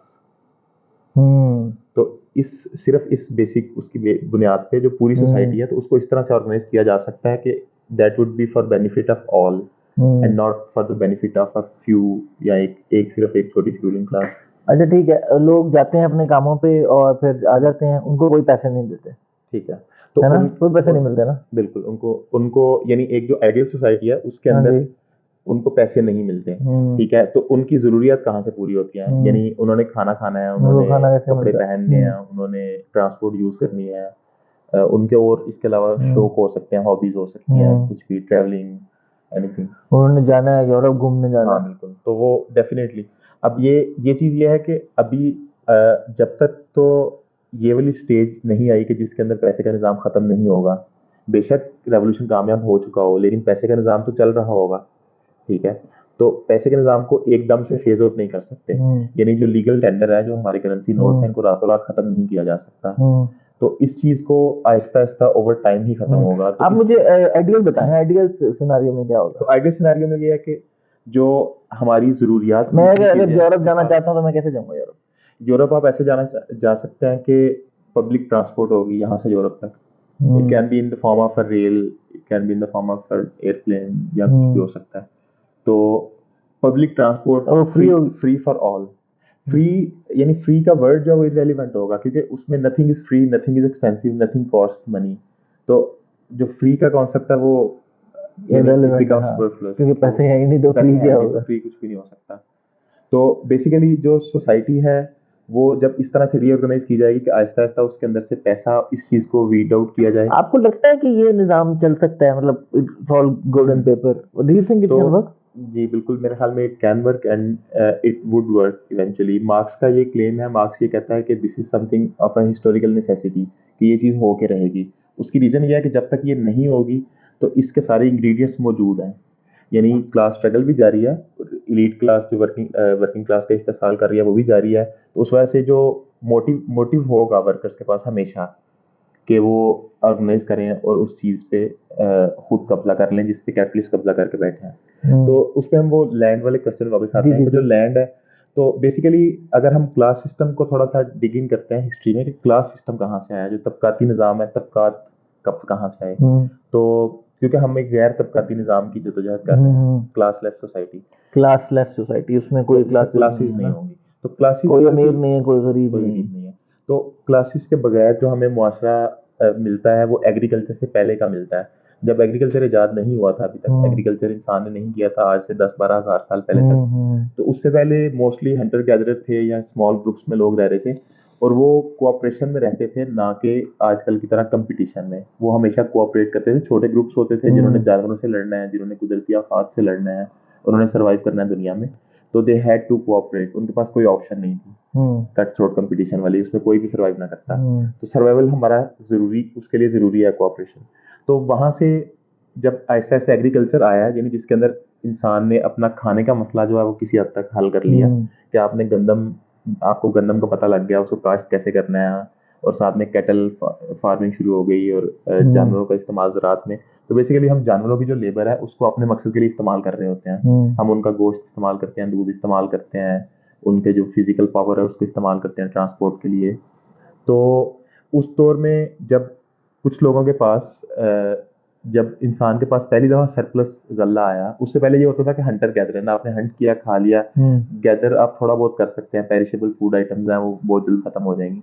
तो जब आपने स्टोर करना शुरू कर दिया ग्रेन को, और सरप्लस वैल्यू आ गई कि आपने एक दफा खेतों में गंदम लगाई है और पूरा साल बैठ के खा सकते हैं, तो वो जो सरप्लस का एक चीज पैदा हुई कि अपनी जरूरियात से ज्यादा चीज जो पैदा हुई है, तो उस चीज की बुनियाद पे अब वो जो चीज एक्स्ट्रा गल्ला है वो आप किसी को उधार भी दे सकते हैं, वो आप बेच भी सकते हैं, बार्टर सिस्टम जो नया नया था उस वक्त। तो वहां से फिर वही चीज इवेंचुअली आगे चल के करेंसी और मनी सिस्टम की बुनियाद बनी, जो सरप्लस एक पैदा हो रहा था सोसाइटी में, कि जो हम सबकी जरूरियात से ज्यादा चीज पैदा हो गई है। अब बजाय इसके कि वो ज्यादा चीज जो है वो सबकी भलाई के लिए इस्तेमाल हो, क्योंकि वो सबकी इकट्ठी मेहनत से जो इंसानियत का इर्तिका हुआ है, एवोल्यूशन हुई है, उसमें सारे इंसानों का इकट्ठा as a species we have survived against the onslaught. तो उसमें बजाय कि उसको सबके बेनिफिट के लिए इस्तेमाल करने के लिए, उसको एक बंदे ने कब्जा करके बैठ गया, जिसने कहा ये मेरी प्राइवेट प्रॉपर्टी है, this is something that I own. उसका सबूत क्या है? दिस पीस ऑफ पेपर, ये स्टाम्प पेपर है, इस पे लिखा हुआ है कि ये 2 मुरब्बे तुम्हारे हैं, ये तुम्हारे बाप के थे, उसके बाप के थे, उसके बाप के थे, और उसके बाप को अंग्रेज ने दिए थे। तो इस तरह का कुछ होगा। तो यानी एक बंदा उस पीस ऑफ पेपर की बेस पे ये क्लेम करता है कि इन सारी जमीनों पे जो चीज पैदा होगी वो मेरी है, या इन जमीनों का जो भी इस्तेमाल होगा उसका सारी की सारी मैं रखूंगा, क्योंकि मुझे मेरे अब्बा जान ने कहा था ऐसा करने के लिए। तो अब हमारा पॉइंट ये है कि जो एक यहाँ पे पाकिस्तान में सोशलिज्म के हवाले से एक नारा था, जेड़ा वावे वही खावे, कि जो काश्तकारी करेगा सिर्फ वही खाएगा, जो खुद काश्त नहीं करेगा वो नहीं खाएगा। और इवेंचुअली जो लैंड रिफॉर्म्स है उनका आइडिया भी ये था कि एक किसान के पास सिर्फ उतनी जमीन होनी चाहिए जिससे वो, उसका खानदान, उसकी जरूरियात पूरी हो। जो हजारों एकड़ की जगीरें हैं ये खत्म होनी चाहिए। नहीं, तो अब मैं इसको अगर अपनी मिसाल पे लेता हूँ, तो मैं तो एक शहर में रहता हूँ, मैं तो काश्तकारी नहीं करता, तो क्या मुझे खाने को नहीं मिलेगा? बिल्कुल आपको खाने को मिलेगा, क्योंकि आप, लेकिन मैं कोई और सर्विस दे रहा काम हूँ, कर रहे हैं, आप कोई ना कोई अपनी स्किल्स को पूरी सोसाइटी के बेनिफिट के लिए इस्तेमाल कर रहे हैं। लेकिन वो कोई अच्छी सर्विस होनी चाहिए। मैं पॉडकास्टिंग नहीं कर सकता उसमें, है ना? उसमें मेरा ख्याल है कि उसमें हम पॉडकास्टिंग ही करेंगे, क्योंकि बाकी सारी चीजें टेकन केयर ऑफ होंगी एक आइडियल सोसाइटी में। अच्छा, ठीक है, यानी उसमें आपको सुबह जॉब पे नहीं जाना पड़ेगा, उसमें आपको यानी ये मसले मसाइल नहीं होंगे जिनमें आपका आधा दिन लग जाता है। For example, if there is a robot in your home that can cook for you, clean for you, तो आपको कोई जरूरत नहीं है काम करने की, डोमेस्टिक लेबर खत्म हो जाएगी, जो खवातीन का डबल एक्सप्लॉयटेशन हो रहा है वो चीज खत्म हो जाएगी। अच्छा, ये कम्युनिज्म कहता है कि खवातीन डबल एक्सप्लॉइट हो रही हैं, डबली एक्सप्लॉइटेड है, वुमेन आर डबली एक्सप्लॉइटेड। एक तरफ वो कैपिटलिज्म की तरफ से भी एक्सप्लॉइटेड तो है ही है, और दूसरा पैट्रियार्की, जो पैट्रियार्कल सिस्टम है वहां से भी एक्सप्लॉइट हो रही है। यानी एक हम आम मजदूर की मिसाल ले लेते हैं जो खेतों में काम करता है, तो उसकी जो बीवी है वो घर में भी काम करती है, खेतों में भी काम करती है। मजदूर सिर्फ खेतों में काम करता है जनरली स्पीकिंग, इसके उलट भी होता है और भी बहुत सारी वेरिएशन है, लेकिन आमतौर पर जनरली पैट्रियार्की तो घर में आके मर्द का लेजर टाइम होता है, लेकिन औरत की जॉब चल रही होती है, औरत 24/7 जॉब कर रही होती है। और यही हमारी सोसाइटी का मसला है कि जो आधी लेबर है वो अनपेड डोमेस्टिक वर्क कर रही है, और दे आर अनपेड। अच्छा चले, अब थोड़ा सा हम बात शेयर कर रहे हैं, वापस में आना चाहूंगा। हमने वो एक मिसाल स्टार्ट की थी जिसमें हमने कॉलेज एस्टेब्लिश कर लिया था, उसका मुझे समझ आ गया था कैसे मैनेज हो रहा है, ठीक है, अब हॉस्पिटल भी मैनेज हो रहा है, लेकिन अब वो आपस में कैसे मैनेज हो रहा है? तो आपस में मैनेज करने के लिए जो ये सारे वर्किंग ग्रुप्स बने हुए हैं, यानी एक तरफ एक हॉस्पिटल का, एक कॉलेज का, एक इसको किस बोलते होंगे इस ग्रुप तो को? इस चीज को ये जो ग्रुप्स थे इनका नाम सोवियत था। था। हाँ तो इस ठीक चीज है, को तो जो सोवियत है कॉलेज की सोवियत है और जो जी, हॉस्पिटल की तो सोवियत वो है अपना एक एक नुमाइंदा इससे वो ऊपर वाले लेवल अपना, पे भेजेंगे। अच्छा यानी लाहौर के अंदर अगर 10 हॉस्पिटल हैं तो उन 10 हॉस्पिटलों का का के एक एक नुमाइंदे की एक एक, कमेटी होगी जो पूरे लाहौर के हेल्थ सिस्टम को हाँ देखेगी। तो अच्छा अच्छा और इसी अच्छा तरह अच्छा, उन्हीं लोगों में से हेल्थ सेक्टर का और एक वो एक नुमाइंदा सोवियत बन जाएगी, लेकिन वो जी टीयर अबव बिल्कुल टीयर की बिल्कुल। और इसी सोवियत है। तरह जो इन्हीं के ऊपर जो है वो बेस करते हुए यहाँ से नीचे से ऊपर नुमाइंदे जाएंगे, ना कि ऊपर से नीचे आएंगे। अच्छा तो ये टॉप डाउन जो सिस्टम है वो खत्म होगा, बॉटम अप जो है वो स्टार्ट होगा कि लोग बिल्कुल जीरो से स्टार्ट होंगे। और हाँ ये चीज देखने में बहुत अजीब लगती है कि मिसाल के हाँ, तौर पे एक जो स्वीपर है वो जज कैसे बन सकता है, उसको कानून का कुछ नहीं पता। लेकिन इसमें कैसे ये होगा, इसमें जज कैसे ये बनेगा? ये ऐसे किया जा सकता है कि जो सोसाइटी के अंदर नहीं, व्हेन आम will this happen, I don't understand. ये मैं एक मिसाल दे रहा हूँ हाँ कि यानी सोसाइटी के अंदर आमतौर पे ये समझा जाता है कि जो लोग एक पावरफुल पोजीशंस पे हैं या जो पढ़ी लिखी नौकरियां कर रहे हैं, जो स्किल्ड वर्कर हैं, वो बजाय इसके कि हम ये चीज़ देखें कि उन्होंने स्किल कहीं से हासिल की है, हम ये समझते हैं कि वो स्किल माँ के पेट से लेके पैदा हुए थे, कि वो उनका इनबॉर्न राइट है, कि उनको अकल ज़्यादा है थोड़ी सी बाकियों से, उनका आईक्यू थोड़ा ज़्यादा है बाकियों से, वो ये समझते हैं आमतौर पे। तो जबकि ऐसा नहीं है। कोई भी एक आम जो वर्कर है, एक आम मजदूर है, उसकी जो एक ज़हनी सतह होती है, वो ज़ाहिर है कि एक बहुत पढ़े लिखे प्रोफेसर के लेवल की तो नहीं हो सकती, लेकिन उसको पूरी दुनिया की अंडरस्टैंडिंग होती है, क्योंकि वो उसके अंदर सर्वाइव कर रहा है, उसको पैसे का निज़ाम कैसे चल रहा है, उसको सारा पता होता है। वो उसको वर्ड्स नहीं दे सकता, लेबल्स नहीं दे सकता, उसको बॉक्सेस में नहीं डाल सकता, उसकी सोच बहुत रिफाइंड नहीं होगी। लेकिन उसको अगर उसको ये मौका दिया जाए कि वो एक ऐसी जगह पे बैठे जहाँ पे बैठ के वो ये फैसला करे कि जो फैसला अभी एक जज कर रहा था इससे पहले। नहीं, मैं आपकी बात इसलिए फॉलो नहीं कर रहा क्योंकि मुझे थोड़ा सा समझाएं कि ये ये प्रॉब्लम कब अराइज कब हो रही है, ये मतलब ठीक है, हमारे यानी सिनारियो ये में। ठीक है, मैं समझ। तो इसमें प्रॉब्लम इस तरह से अराइज हो रही है कि आमतौर पे हमने ये देखा होगा कि लोग कोई भी एक काम या एक जॉब होती है, उससे आप करियर स्विच करना चाह रहे होते हैं, जो कि आजकल के दौर में एक बहुत बड़ा रिस्क होता है कैपिटलिस्ट सोसाइटी में, कि आपकी सेविंग सारी की सारी ज़ाया हो सकती हैं और इस तरह की चीज़ हो सकती है। लेकिन in an ideal society if you want to switch your roles, जो आप कर रहे हैं, तो आप कर पाएंगे, जो स्वीपर है वो जज बन सकता है। बन सकता है। और जो जो इस तरह के रोल्स हैं जिनके अंदर पावर, जिसके अंदर पावर कंसंट्रेट हो रही है, जिस तरह जज है या कोई जुडिशियल इसमें ऑफिसर, जज का निजाम होगा। जी उस तरफ हम आते हैं। जी तो जी। जो जुडिशरी है फॉर एग्जांपल, तो जुडिशरी जो है वो एक ऐसी चीज है जिसके अंदर बहुत ज्यादा पावर कंसंट्रेट होती है, क्योंकि वो फैसले कर रहे हैं लोगों के। तो दैट इज अ या फॉर प्लेस दैट जो कि मैटर पुलिस या हाँ आर्मी। पुलिस या आर्मी, तो दैट इज समथिंग जो कि रोटेटिंग होनी चाहिए, जिसके अंदर कोई बंदा फिक्स रोल में नहीं होना चाहिए। यू कैन बी जज फॉर एन ईयर, फॉर अच्छा, 6 मंथ्स, नॉट फॉर ये लाइफ। भी कार्ल मार्क्स कहता है कि ये रोटेट करने चाहिए जी, जजेस। उसमें उसमें बेसिकली हमने देखना है, हम सोसाइटी को चला रहे होंगे, तो हम प्लान करेंगे, हम देखेंगे, हमसे मुराद पूरी सोसाइटी है, ना कि एक रूलिंग सोशलिस्ट तबका, वो नहीं, बल्कि पूरी सोसाइटी देखेगी कि हम हमें क्या चाहिए, जो भी चाहिए होगा, जो बेहतर होगा वो हम करेंगे, जो भी सारी इंसानियत के लिए बेहतर होगा। अच्छा, मुझे इसमें एक बात बताएं, हम्म कम्युनिज्म पे जो प्राइमरी जो क्रिटिसिज्म है वो ये है कि ये बड़ी किस्से कहानियों वाली बात है, यूटोपिया है, यूटोपिया है। बिल्कुल। मिसाल इसकी अब मेरे माइंड में जो आ रही है वो ये है कि लेट्स से हमने वो कॉलेज की सोवियत बना ली और स्कूल की सोवियत बना ली और टीयर अबव टीयर हमने सोवियत बना ली, लेकिन जब वो एक सारी सोवियत बन जाएंगी तो एक हायरार्की तो बन ही गई ना। हाँ और बिल्कुल उस बिल्कुल। हायरार्की में जो अब जो बंदा जो तमाम स्कूल्स की यूनियन का एक बंदा नुमाइंदा गया है, अब नेचुरली उसके पास पावर तो है, तो वो उस पावर को जो करप्ट हो अब्यूज सकता है, कर सकता है। बिल्कुल बिल्कुल तो कर सकता इसके लिए भी कोई है। फेल सेफ है आपके पास? तो बेसिकली जो एक ट्रांजिशनरी स्टेज है, तो आमतौर पे होते हैं कैपिटलिज्म, सोशलिज्म और कम्युनिज्म, ये एक तरह से 3 स्टेजेस कही जा सकती हैं सोसाइटी की। तो सोशलिज्म एक तरह से इंटरमीडिएट स्टेज है, कम्युनिज्म जो है वो कह लें कि लास्ट स्टेज या द आइडियल जो जिसके लिए वर्क कर रहे हैं। तो सोशलिज्म है, उसके दौरान डिक्टेटरशिप और प्रोलेटारिएट होगी, तो उसके अंदर वर्किंग क्लास के कुछ लोग एक हायरार्की बना के बैठे हुए हैं, उनका मकसद सिर्फ ये है उस स्टेट का, उस डिक्टेटरशिप का, उस स्टेट ऑपरेटर्स का, उसका मकसद सिर्फ ये होगा सोसाइटी को रीऑर्गेनाइज करना है, और साथ ही साथ में जो वो स्टेट मशीनरी होगी उसको भी इस तरह से डिजाइन करना है कि वो आगे चल के विदर अवे करे। उसके लिए जो वर्ड्स यूज करता है कि वो आहिस्ता आहिस्ता खुद ही सेल्फ डिस्ट्रक्टिंग हो एक तरह से, ना कि वो सर पे बैठ जाए हमारे।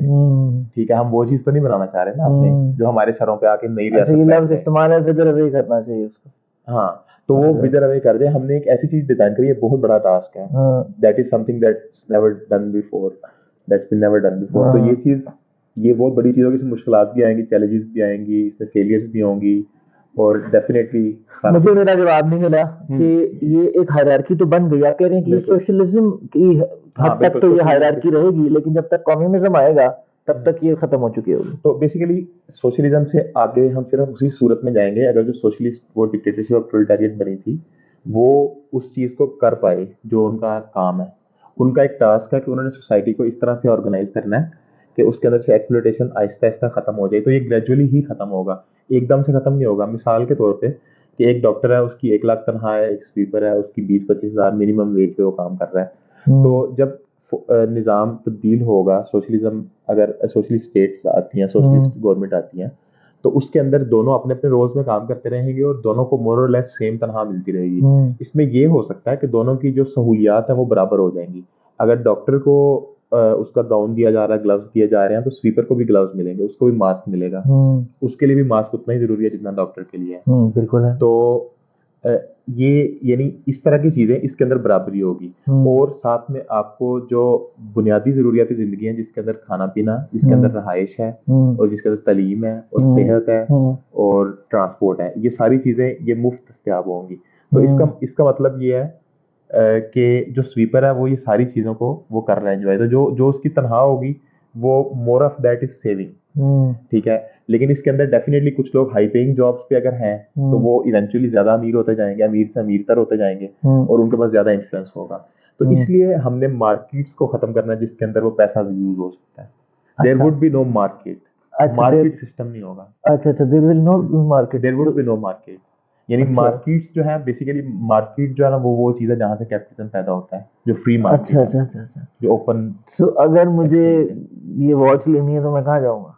तो वॉच जो है वो लेनी है अब, let's start from the beginning. खाना कहाँ से मिलेगा, मतलब ठीक है, डबल तो रोटी कहाँ खाना से मिलेगी? खाना जो है, अब एक कम्युनिटी है, मिसाल के तौर पे एक मोहल्ला है या एक सोसाइटी है, तो उस सोसाइटी में, उस कम्युनिटी में जो एक कम्युनिटी किचन है, जो पूरी सोसाइटी का कम्युनिटी लेवल पे है, और जिस बंदे को खाना पकाने का, शेफ बनने का शौक है, वो वहां पे जॉब करे, वो पूरी सोसाइटी के लिए खाना बन रहा है, जो खाना सबके लिए अवेलेबल है, जिसमें किसी को पे अच्छा, नहीं लेट्स करना से पड़ेगा। अभी हम लाहौर डिफेंस में हैं, तो लाहौर डिफेंस का एक हाँ, कम्युनिटी तो अब होगी। डिफेंस का एक कम्युनिटी किचन है, तो हम्म सबका खाना वहां से जाता है। हम्म, उसके अब देखने में तो ये ऐसे लगता है कि लंगर शुरू हो रहे हैं ना, लेकिन हाँ बिल्कुल। लेकिन इसके अंदर जो फायदे हैं वो ये है कि बजाय हर घर के अंदर चूल्हा जले और उसकी एफिशिएंसी 25% हो, अगर हाँ एक जगह पे खाना पक रहा है, तो हाँ आप वहां पे ये इंश्योर कर सकते हैं कि वो हाइजेनिक कंडीशंस में है। हाँ। यानी ऐसे नहीं है कि घर में जो है ना एक औरत है जिसको कोई भी ऐसा इन्फेक्शियस डिजीज है और वो खाना बना रही है, सारे घर वाले उसमें मुब्तला हो रहे हैं, या घरों में साफ पानी इस्तेमाल नहीं हो रहा, बच्चे बीमार हो रहे हैं, ये चीजें सारी की सारी खत्म की जा सकती हैं अगर ठीक है, कम्युनिटी एक लेवल पे हमने ऑर्गेनाइज हो जाए। Communal community kitchen. अच्छा, ये इसी तरह कम्युनिज्म जो है ये कम्युनिटी से बिल्कुल निकला है। बिल्कुल अच्छा, बिल्कुल। तो communism. Commune is the word. तो जो पेरिस अच्छा अच्छा कम्यून अच्छा इसकी एक अच्छा। अर्लीस्ट फॉर्म थी, जी पेरिस जी जी, कम्यून। पेरिस कम्यून के बारे में बात करेंगे, मैंने थोड़ा सा पढ़ा हुआ है। अच्छा खैर, एक कम्युनिटी किचन होगा तो एक कम्युनिटी लॉन्ड्री होगी इसी तरह और से। कम्युनिटी लॉन्ड्री तो होगी। जब जब हम हर चीज को मैस स्केल पे करेंगे तो उसमें एफिशिएंसी बढ़ाई जा हाँ सकती है, बिल्कुल। प्रोडक्टिविटी बढ़ाई जा सकती है। लेकिन देखे ना, जो अब ये तो मैं यहाँ पे हूँ फेज 4 में हूँ, अगर फेज 7 नहीं में या नहीं, वो 8 फिर में, कम्युनिटी का मतलब ये है कि लोग जो एक क्लोज एरिया में रह चल रहे हैं ना, एक यानी सेक्टर के लिहाज मोहल्ला से कर लें। मोहल्ला कह लेंगे, एक मोहल्ला है, उस मोहल्ले के अंदर ही सारी चीजें, हम्म, तो जिसमें आप पैदल आ जा सकते हैं, यानी इतना समझ लें। बहुत बड़ा एरिया ना हो, यानी ये नहीं हाँ कि खाना खाने के लिए 15 किलोमीटर जाना पड़े, तो फिर तो हाँ। मकसद ही लेकिन फोत उस हो गया। जमाने में जिस तरह इतनी फास्ट कार्स भी नहीं थी, डिस्टेंसेस भी नहीं थे, तो फिर भी, लेकिन आप कह रहे हैं कि पैदल का रास्ता हो तो इतनी एक हाँ, कम्युनिटी हो, एक कम्युनिटी दो बनाई जा चार सकती सड़कों है। की एक कम्युनिटी हो जाए, वो लाके वही बिल्कुल उधर बिल्कुल। जाके मैस यानी हॉल हो, वहाँ खाना खा लें। यानी बुनियादी जरूरतें जिंदगी है वो आपके पैदल वॉकिंग डिस्टेंस पे अवेलेबल होनी चाहिए। अच्छा हॉस्पिटल हर जिले में टर्शरी केयर हॉस्पिटल होना चाहिए, बजाय से कि सारे मरीज पंजाब के लाहौर में आ रहे हैं। इसके बजाय हर जिले में एक टर्शरी केयर हॉस्पिटल होना चाहिए। अच्छा खैर, अच्छा वो जो वही किचन वाली बात करो, जो जी जी। आई रियली एंजॉयड दैट, कि किचन जो होगा वो कम्युनिटी किचन होगा, फिर उसमें मैं भी काम कर सकता हूँ, जिसको कुकिंग का शौक है वो वहां ठीक पे है, जाए, वहां हाँ पे काम करे। हाँ बिल्कुल, वो काम कर सकता है। और उसमें यह है कि जो उसकी बेस पे आपका सोशल स्टेटस तयन नहीं होगा उससे, कि आप किचन में काम कर रहे हैं तो आपको बावर्ची नहीं हम्म लिखा और पुकारा जाएगा, हम्म ठीक है, दैट्स नॉट योर आइडेंटिटी ना हो। हम्म आजकल तो ऐसे होता है ना कि आप जिस रोल में जाते हैं दैट्स योर हम्म आइडेंटिटी, हम्म ठीक है, दैट्स हु यू आर। हम्म तो उसमें ऐसे नहीं हो सकता, क्योंकि इंसान इस तरह की चीज है नहीं कि वो एक काम में लग जाए और 80 हम्म। साल वही काम करता रहे। अच्छा, इसमें चेंज होता रहेगा वो? तो अगर फॉर एग्जांपल आपने 2 साल एक काम किया है, you hmm want to switch career, hmm तो अब आपके पास, जब आपको ये मसला नहीं होगा कि मैं करियर स्विच करूंगा तो खाना कहाँ से आएगा, बिल्स हम्म कहाँ से जाएंगे, मेरा हम्म। घर का किराया देना वो पड़ेगा, तो ये मैं वो। कम्युनिटी किचन से जाके खा ही लूंगा ना खाना। बिल्कुल, तो आप कुछ भी कर सकते हैं। हाँ। तो अगर आप और फॉर रिहाइश एग्जांपल, जो मुझे वो स्टेट ने दी हुई रहाइश, है। बिल्कुल सोवियत यूनियन के अंदर हम्म जब वो फ्लैट्स और ये चीजें हैं, जो हाई राइज बिल्डिंग्स बनाई गई थी जो सारी सोसाइटी को हाउस करने के लिए, हम्म तो 18 साल की उम्र के बाद से जितने भी लोग थे जो न्यूली मैरिड कपल्स थे, उन सबको गवर्नमेंट की तरफ से रहाइश मिलती थी। हम्म अब वो बिल्कुल बेसिक लेवल की फैसिलिटीज थी, हम्म लेकिन वो उस चीज से बहुत बेहतर थी जो अनहाइजेनिक कंडीशन में वो पहले से रह रहे थे, कच्चे मकानों में या जो पहले से पुराने तमीर के मकानों में। तो हम्म उनसे वो चीज़ बेहतर थी और आगे की चीज़ थी। तो उसी चीज़ को मज़ीद उसके ऊपर बिल्ड अपॉन किया जा सकता है। तो हम्म। यानी जितने भी इंसान हैं उन सबको हाउस करने के लिए, हाउसिंग करने के लिए मेरे ख्याल में अभी भी इनफ रिसोर्सेज हैं। अच्छा सॉरी, वो आप एक बात कर रहे थे कि मैंने 2 साल किचन में काम किया, उसके बाद मेरा दिल किया कि मैं किचन में काम नहीं करना चाहता। तो आप टीचर बनना चाहते मेरा हैं? दिल किया कि मैं जज बनना चाहता हूँ, लेकिन ठीक है। बिकमिंग अ जज and becoming a lawyer requires years of training, या hmm. Becoming a doctor requires years of training. तो वो कैसे आई कैन ठीक आई है, व्हाट अच्छा हाउ कैन आई इसमें हैव दैट इसमें जो ट्रेनिंग? दोनों मिसालें हैं, डॉक्टर वाली भी और दूसरी जो लॉयर वाली, वो थोड़ी सी डिफरेंट हो जाती है। हम डॉक्टर वाली मिसाल फिलहाल ले लेते हैं, तो दूसरी वाली पे बाद में आएंगे। तो जो डॉक्टर वाली मिसाल है उसमें definitely if you want to work as a doctor, तो आपको मेडिकल स्कूल में जाना पड़ेगा, मेडिकल कॉलेज में जाना पड़ेगा। तो हम्म आपने मेडिसिन की तालीम लेनी है जो भी रिक्वायर्ड है, हम्म उसका लाइसेंस हासिल करना है। और हम्म बेशक आप किसी भी बैकग्राउंड से आए हैं, आपकी कोई भी एज है, आपका हम्म कोई भी सोशल स्टेटस है, hmm regardless of anything, if you are able, you can become a doctor hmm. at any age At any age, or without any cost, but without I any, would have to get training first. Obviously उसके बगैर तो कुछ भी नहीं उसमें होगा। 2-4 साल क्योंकि भी होते हेल्थ हैं। हेल्थ सर्विसेज देना एक रिस्पॉन्सिबिलिटी है और उसमें बिल्कुल बिल्कुल बिल्कुल डेफिनेटली बिल्कुल। उसको। और if I and I can do it, मतलब कि मुझे हाँ पैसों का तो कोई मसला नहीं है ना। हाँ बिल्कुल। इट्स नॉट लाइक कि अगर मैं हाँ 4 साल की ट्रेनिंग कर लूँ तो मुझे पैसे कहाँ से आएंगे। बिल्कुल, वो हाँ तो तो वो आपको 4 साल की ट्रेनिंग आप कर सकते हैं। मैं कर सकता हूँ, मुझे कोई मसला नहीं है। क्योंकि क्योंकि एजुकेशन फ्री है, यानी एजुकेशन में कोई पैसे नहीं लगने, आपके हम्म एक्सपेंस नहीं लगने। और हम्म इसी तरह जो कुछ और बुनियादी चीज़ें थी छोटी छोटी, जिसमें खवातीन वाले मसले का पहले वुमेन क्वेश्चन का जिक्र हुआ हम्म था, तो उसमें अब जिस तरह एक बहुत बुनियादी सी चीज़ है कि हमारी सोसाइटी में हम ये देखते हैं कि 50% खवातीन है, और हर खातून जो है वो माहवारी के अमल से गुजरती है। हम्म महीने के अंदर कुछ दिन ऐसे होते हैं जिसके अंदर वो इस अक्सर खवातीन इस कंडीशन में नहीं होती कि वो कोई हम्म भी जॉब या ख़ास तौर पे ज़्यादा मेहनत मशक्क़त वाली हम्म या इस तरह की जॉब कर सकें। तो इसी तरह प्रेगनेंसी और मैटरनिटी के दौरान हम्म वो इस कंडीशन में नहीं होती कि वो उस तरह से 100% परफॉर्म कर सकें। हम्म तो जब पूरी सोसाइटी को हम इस तरह से ऑर्गेनाइज कर रहे हैं कि उसका जो ऊपर से मुनाफा कोई नहीं खा रहा है अलहदा से, सारे का सारा पैसा वर्कर्स जो जनरेट कर रहे हैं वो उन्हीं के ऊपर हम्म लग रहा है। तो उसके अंदर हम डेफिनेटली मैटरनिटी लीव्स, उसके अंदर जो है वो पीरियड लीव्स, ये सारी चीज़ें हम्म की जा सकती हैं, अर्ली रिटायरमेंट्स दी जा सकती हैं, वर्क हम्म वीक को कम किया जा सकता है, 8 घंटे से 6 घंटे, 6 से 4 पे आया जा सकता है, जो 5 डे वर्क वीक है उसको 4 डे पे लाया जा सकता है। हम्म और इवेंचुअली आप ये देखें, जो वीकेंड का कॉन्सेप्ट है, जो छुट्टी का कॉन्सेप्ट है, हम्म हफ्ते में एक छुट्टी का, ये भी जो वर्कर्स की इतने सालों की जद्दोजहद है वहां से आया है। जो 8 घंटे का वर्क डे है, ये हम्म 8 घंटे फिक्स होना भी उसी हम्म स्ट्रगल की वजह से आया है। यानी अभी हम्म जो हम 8 घंटे का वर्क वीक जो हम वर्क डे जो हम तकरीबन हर हम्म। कोई एंजॉय कर रहा है, उससे पहले जो ट्रेंड था वो 16 घंटे वर्क वाला था, 16-18 घंटे काम अच्छा। करना है। यानी खेतों में काम करना, सुबह उठे हैं काम हम्म शुरू किया और सारी रात करना है। और गरीबों के लिए तो ये था और अभी भी है कि उनके बच्चों ने 5-6 साल की उम्र से काम शुरू करना है और हम्म 24 घंटे काम करना है। घर में हम्म भी छोटे से काम कराया जाएगा, सारा बाहर हम्म मैकेनिक की दुकान पे जाएगा, वो भी सारा दिन गाड़ियां निकालेगा, काम भी कराएगा। हम्म और वो बच्चा जो है वो सारा दिन वही कुछ करेगा। तो इसी तरह वो ना कभी एजुकेशन ले सकता है, ना ही वो हम्म डॉक्टर बन सकता है कभी भी। हम्म। ठीक है। जैसे तो इस्तेहसाल हो गया ना उसका, तो हाँ, एक्सप्लॉयटेशन। और वो यानी उसका वो कभी भी डॉक्टर नहीं बन सकता, क्योंकि हम्म उसको उसको वो माहौल ही नहीं मिला। मैं इसलिए डॉक्टर बनने के काबिल था कि हम्म मैं एक मिडिल क्लास फैमिली से हूँ, हम्म तो जो कि मेरी तालीम को स्पॉन्सर कर सकते थे, फंड हम्म कर सकते थे। हम्म अगर मेरी तालीम को फंड ना कर सकते होते तो मैं कभी भी डॉक्टर नहीं बन सकता था। मैं जितना भी हम्म ज़हीन हो जाऊँ, जितना भी हम्म। जो है वो पॉलिश्ड हो जाऊँ, जो भी हो जाऊँ, लेकिन डॉक्टर नहीं बन सकता। But under communism you could be. हाँ, तो एक ऐसा सिस्टम है जिसके अंदर मॉनेटरी इंसेंटिव नहीं है किसी एक खास फील्ड में जाने के लिए, अच्छा, तो ये उसमें आप बता शौक से जाएं। ये बताएं कि जो बच्चों की परवरिश के हवाले से कम्युनिज्म क्या कहता है? तो अब कि जैसे मैं आस्किंग, आपने कहा कि आप जाते, अब ज़हीन होते तो जाते तो डॉक्टर के लिए बन जाते, तो क्या कोई बच्चे को पता होता है या माँ बाप उसको बताते हैं कम्युनिज्म, अंडर कम्युनिज्म, कि आपने तो डॉक्टर बनना है? तो बेसिकली जो कम्युनिटी में या कम्युनिज्म में, जो आइडियल सोसाइटी में जो एक बच्चे हैं वो एक तो पहली चीज ये है एक मिनट, कि सॉरी, ये सवाल हम दोबारा करना पड़ेगा मुझे, हाँ माफ किया गया, ठीक है, सही। बच्चे पेरेंटिंग। एक मिनट, दोबारा सवाल करता हूँ।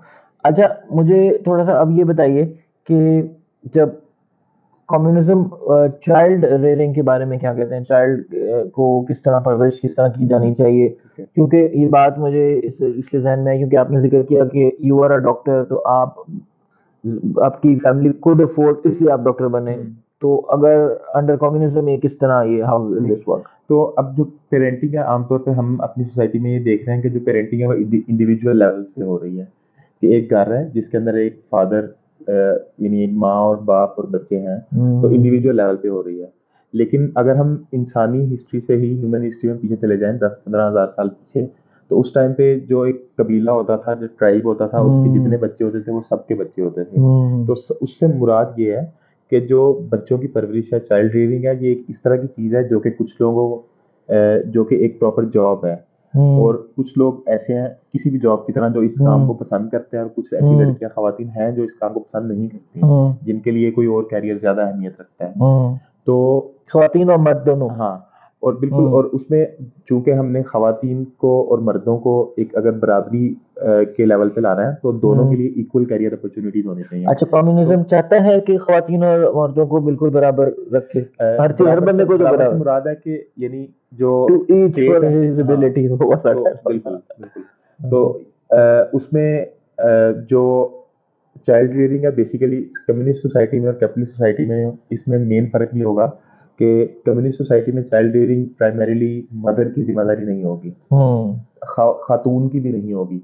जो डे केयर सेंटर्स का कॉन्सेप्ट है, ठीक है, जिसके अंदर बच्चे सारा दिन, आइडियल एक माहौल हो, तो सारे बच्चे वो जो किचन है उसके साथ एक डे केयर भी है, एक डे केयर भी है, और सारे तो बच्चे point वहां जाते हैं। सारे बच्चे वहां पे, अगर माँ बाप काम पे जा रहे हैं तो ये नहीं कि बच्चा घर में आया के पास है, ठीक है, तो बच्चा एक कम्युनिटी सेंटर में है, और इसी तरह बच्चे की जो एजुकेशन है वो भी इसी तरह से ही हो रही है, वो उसी माहौल में हो रही है। तो इसका इसका एक जो बहुत बड़ा फायदा ये हो सकता है कि जो अभी हम ये देखते हैं, पेरेंटल अब्यूज बहुत कॉमन है, फिजिकल अब्यूज होता है, साइकोलॉजिकल अब्यूज होता है, बुलिंग होती है पेरेंट्स की तरफ से, टॉक्सिक लोग पेरेंट्स बन जाते हैं, बच्चों को वो उनकी जिंदगियां बर्बाद करते हैं। तो दिस इज समथिंग जो कि पॉसिबल नहीं होगी जब कम्युनिटी के लेवल पे पेरेंटिंग हो रही होगी, जब इंडिविजुअल लेवल पे नहीं हो रही Do होगी। you think that a random stranger can love a child more than their parents? I think any human being is capable of love, and अगर हम इस चीज को वो देखें जो फैमिली का कॉन्सेप्ट है, जिसके अंदर हमें ब्लड रिलेशंस की उसका इतना बताया जाता है, तो वो basically it's family against the world, तो फैमिली इज द यूनिट। तो फैमिली जो है, ये पूरा, इस सिर्फ फैमिली की मिसाल को अगर हम समझ लें तो हम पूरी सोसाइटी को समझ सकते हैं कि फैमिली के अंदर जो फादर है, जो फादर फिगर है, basically he is the ruling class, ठीक है। तो जो मदर या बेटियां जो है, जो घर का काम कर रही हैं, तो वो एक तरह से वर्किंग क्लास, तो वो जो बच्चे हैं, यानी बच्चे उसमें उस रोल में होते हैं। तो जो फादर है उसने एक तरह से एक ऐसा सिस्टम सेट किया हुआ है जिसमें बच्चे जो भी कमा के लाते हैं वो उसकी जेब में जाता है, या वो उसको कंट्रोल करता है, इवेंचुअली उसका हुक्म चलता है घर में। तो यही चीज जो है सोसाइटी में भी रिफ्लेक्ट होती है बाहर, कि सोसाइटी में देयर आर मैन जिन्होंने ऐसी ऑर्गेनाइजेशंस बनाई हुई हैं, लेनिन जिसको कहता है special bodies of armed man. तो जो जो स्टेट है, स्टेट का ये डेफिनेशन करता है लेनिन। अच्छा, this was going to be my next question के how does this state take care of its defence, its state owned organisations? मतलब पीआईए तो खैर हमारे यहाँ भी नहीं चलती, लेकिन कोई रेलवे का या एयर ऑपरेशंस या इस तरह की वो सारे डे टू डे एक्टिविटीज कैसे चलेंगी? तो जो स्टेट है, बेसिकली स्टेट को जो जिस तरह लेनिन के अल्फाज में अगर उसको लें तो special bodies of armed man है, कि कुछ लोग हैं जिनके पास असला है और वो स्पेशल बॉडीज हैं उनकी जो ऑर्गेनाइज्ड हैं वो, तो बेसिकली असला बरदार जत्थे हैं जो स्टेट है। तो और इनकी ज़रूरत किस लिए है कि आवाम को दबा के रखने के लिए है। अगर आवाम एहतजाज करेगी तो सबसे पहले पुलिस आएगी, फिर रेंजर्स आएगी, फिर इवेंचुअली फौज आएगी। इट इज सेड के लॉ एंड ऑर्डर मेंटेन करने के लिए है। हाँ बिल्कुल, तो लॉ एंड ऑर्डर का मकसद जो है वो सिर्फ यही है, सोसाइटी को सब्जुगेशन में रखना है, सोसाइटी को कंट्रोल में रखना है। और कंट्रोल नहीं, वो इसलिए नहीं, मोबाइल थीफ जो है वो तो उसको तो रोकना है ना पुलिस ने। बिल्कुल।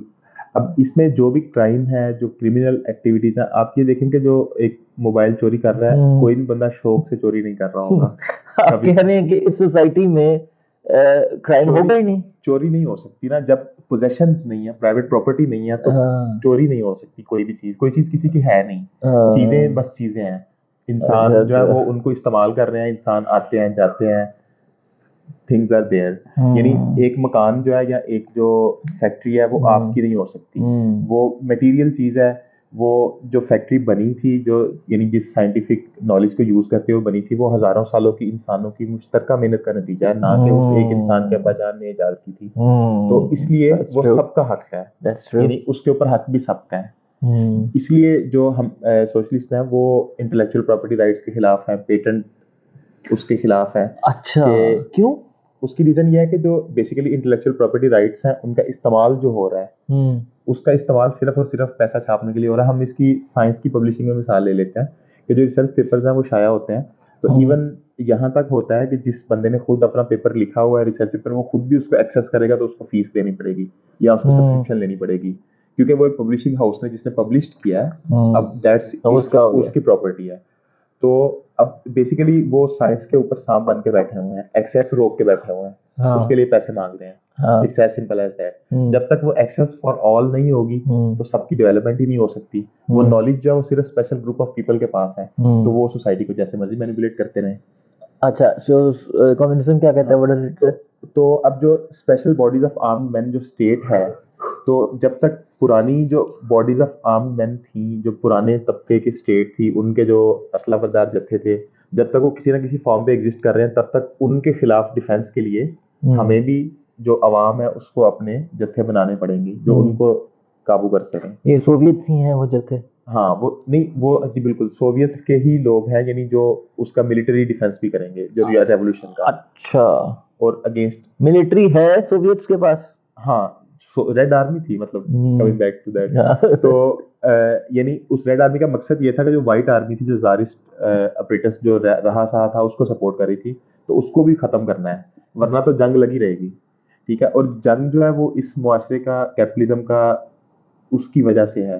जब कैपिटलिज्म खत्म हो जाएगा तो जंगें भी खत्म हो जाएंगी, क्योंकि अभी आप ये देख लें, आलमी सतह पे जितनी भी जंगें हो रही हैं वो सारी माली मुफादात के लिए, बड़ी ताकतों के आपस में प्रॉक्सी वार्स चल रही होती हैं। सर्टेनली। तो वो आप नजर आ रहा होता है कि चाइना ने इधर ये किया है, और ताइवान में ये हो रहा है, और अमेरिका ये कर रहा है, और इंडिया इस तरफ ये लगा हुआ है। यू आर सेइंग कि wars are a necessary outcome of capitalism? Yes, yes.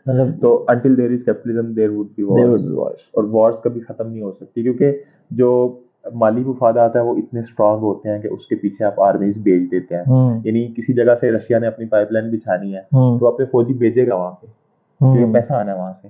इसी तरह अमेरिका ने किसी मिडिल ईस्ट का अगर तेल काबू करना है, तो वो अपने फौजी भेजेगा वहां पे, और उसका प्रीटेंस कोई भी हो सकता है। सद्दाम हुसैन ने WMDs बना लिए हैं, और किसी ने एटम बम बना लिया है, और कोई भी चीज इस तरह की करके वो आ जाएंगे। ठीक है। अच्छा, मुझे ये बताइएगा कि जिस तरह आपने बताया कि कम्युनल किचन होगा, एक कम्युनल चाइल्ड केयर होगा, इस तरह की और भी कम्युनल सर्विसेज हैं? बिल्कुल। तो ये जितनी भी सोसाइटल सर्विसेज जो इंडिविजुअल लेवल पे प्रोवाइड हो रही हैं, जो वो सारी की सारी सोशल लेवल पे प्रोवाइड हो सकती हैं, और ज्यादा बेहतर तरीके से प्रोवाइड हो सकती जैसे हैं। मिसाल के तौर पे, जैसे लॉन्ड्री सर्विस एक होगी कम्युनल। तो इसी तरह मिसाल के तौर पे जो स्टिचिंग की सर्विस है, दर्जी का जो काम है कपड़े सीने का, तो ये सारा सोशल लेवल पे किया जा सकता है। और करेगा वही जिसका दिल होगा करने को। हाँ, जिसका दिल होगा। और अगर किसी का भी दिल नहीं होगा, तो फिर सोसाइटी इंसेंटिव दे सकती है to some of its member कि वो ये काम करें। और इंसेंटिव वो इतना बड़ा होगा कि आपको हफ्ते में, मिसाल के तौर पे हफ्ते में 2 दिन काम करना है और 5 दिन छुट्टी है। तो कुछ लोग वो होते हैं जो कि कहते हैं 2 दिन जो मर्जी करवा लो, जितना मर्जी काम करा लो, लेकिन 5 दिन चाहिए फ्री। तो they would do that kind of work. बाकी 5 दिन लोग क्या करेंगे, मतलब ये पॉडकास्टिंग। तो यानी पॉइंट बीइंग कि आप अपने हॉबीज को एक्सप्लोर करेंगे, जो भी आपने करना है, ट्रैवलिंग करनी है, दुनिया घूमनी है, किताबें पढ़नी है, शायरी करनी है, dance, music, whatever you want, यानी जो भी आपका किसी का कोई भी शौक है तो वो उसको परस्यू कर सकेगा जब फ्री टाइम होगा। तो बेसिकली जो हमारी स्ट्रगल है जो दुनिया में सर्वाइव करने की, वो यही है कि एक तो हमने जो हमारे इर्द गिर्द चीज़ें हैं, बारिश है, सैलाब आ जाता है, ज़लज़ला है, गर्मी है, सर्दी है, तो उस चीज़ से हमने बचाव करना है अपना। तो कुदरती आफात से बचाव के लिए इंसान ने उसके साथ मुकाबला लड़ना है। तो यानी जिस तरह बाहर गर्मी है, हम लोग एसी के अंदर बैठे हैं, तो ये हमारा एक डिफेंस है उस सारे के अगेंस्ट। तो इसी तरह जो कम्युनिज्म का बेसिक आइडिया ये है कि एक जिस सोसाइटी के अंदर जो पोस्ट स्कैर्सिटी सोसाइटी होगी जिसमें अबंडेंस होगी, तो अबंडेंस के अंदर सारी चीज़ें इवेंचुअली हमारा टारगेट ऑटोमेशन है कि जो इंडस्ट्री है वो ऑटोमेटेड होगी। यानी जितनी भी फूड प्रोडक्शन है वो सारी की सारी ऑटोमेट की जा सकती है, बजाय इसके कि चाइल्ड लेबर के जरिए हम खेतों में। What do you mean automate हो सकती है? ऑटोमेट से मुराद है कि अभी इस टाइम पे करंटली रोबोटिक्स जो है वो इतनी तरक्की कर चुकी है कि वो बहुत सारी फील्ड में उसको इम्प्लीमेंट किया जा सकता है, लेकिन उस जमाने में तो नहीं था, ये कम्युनिज्म के जमाने में जो ऑटोमेशन जो है वो तब से हो रही है। बेसिकली आप ये देखेंगे जो पहले चरखे के ऊपर धागा बनता था, तो जब पावर लूम आई और उसके बाद मिलें आ गई, टेक्सटाइल मिल्स, तो एक तरह से ऑटोमेट किया जा रहा है जो हाथ से हो रहा था। तो द पॉइंट इज कि टेक्नोलॉजी को ज्यादा से ज्यादा इस्तेमाल करो। और एग्जैक्टली तो यानी जिस तरह सोवियत यूनियन ने जब सोवियत रशिया में जो लेनिन ने इनिशिएटिव शुरू किया था कि पूरे के पूरे रशिया को इलेक्ट्रिफिकेशन करनी है, हर जगह बिजली पहुंचानी है, क्योंकि बिजली के बगैर कोई लाइफ नहीं है। ये तो हम समझ सकते हैं, लेकिन 100 साल पहले के दौर में रशिया में 85% पेजेंट पॉपुलेशन थी। तो उसमें जब इंडस्ट्रियलाइजेशन के लिए जरूरी था कि बिजली का सेटअप बनाया जाए, पावर ट्रांसमिशन की जो है वो सारी चीजें बनाई जाए, तो अब उन्होंने वो चीज़ की। उसके बाद उनके लिए मैसिव स्केल इंडस्ट्रियलाइजेशन पॉसिबल थी, उसी वजह से वो इतनी सुपर पावर बनने के काबिल हुए कि उन्होंने स्पेस टेक्नोलॉजी में और बाकी चीज़ों में काफ़ी एडवांसमेंट्स की। तो उसकी बेसिस ये थी कि जो एक प्लान्ड इकोनॉमी थी, तो उसकी बेस पे दे वर एबल टू उसके ऊपर बिल्डअप करने के काबिल थे वो। तो इसमें एक सवाल ये आता है, आई थिंक अक्सर क्रिटिसाइज किया जाता है कम्युनिज्म को, कि मिसाल के तौर पे अगर I don't have to do anything, ये तो एस्टैब्लिश कर लिया गया, तो व्हाई वुड आई से develop new things? So for example, अगर एक नोकिया का 3310 चल रहा है, तो why would anyone develop an iPhone?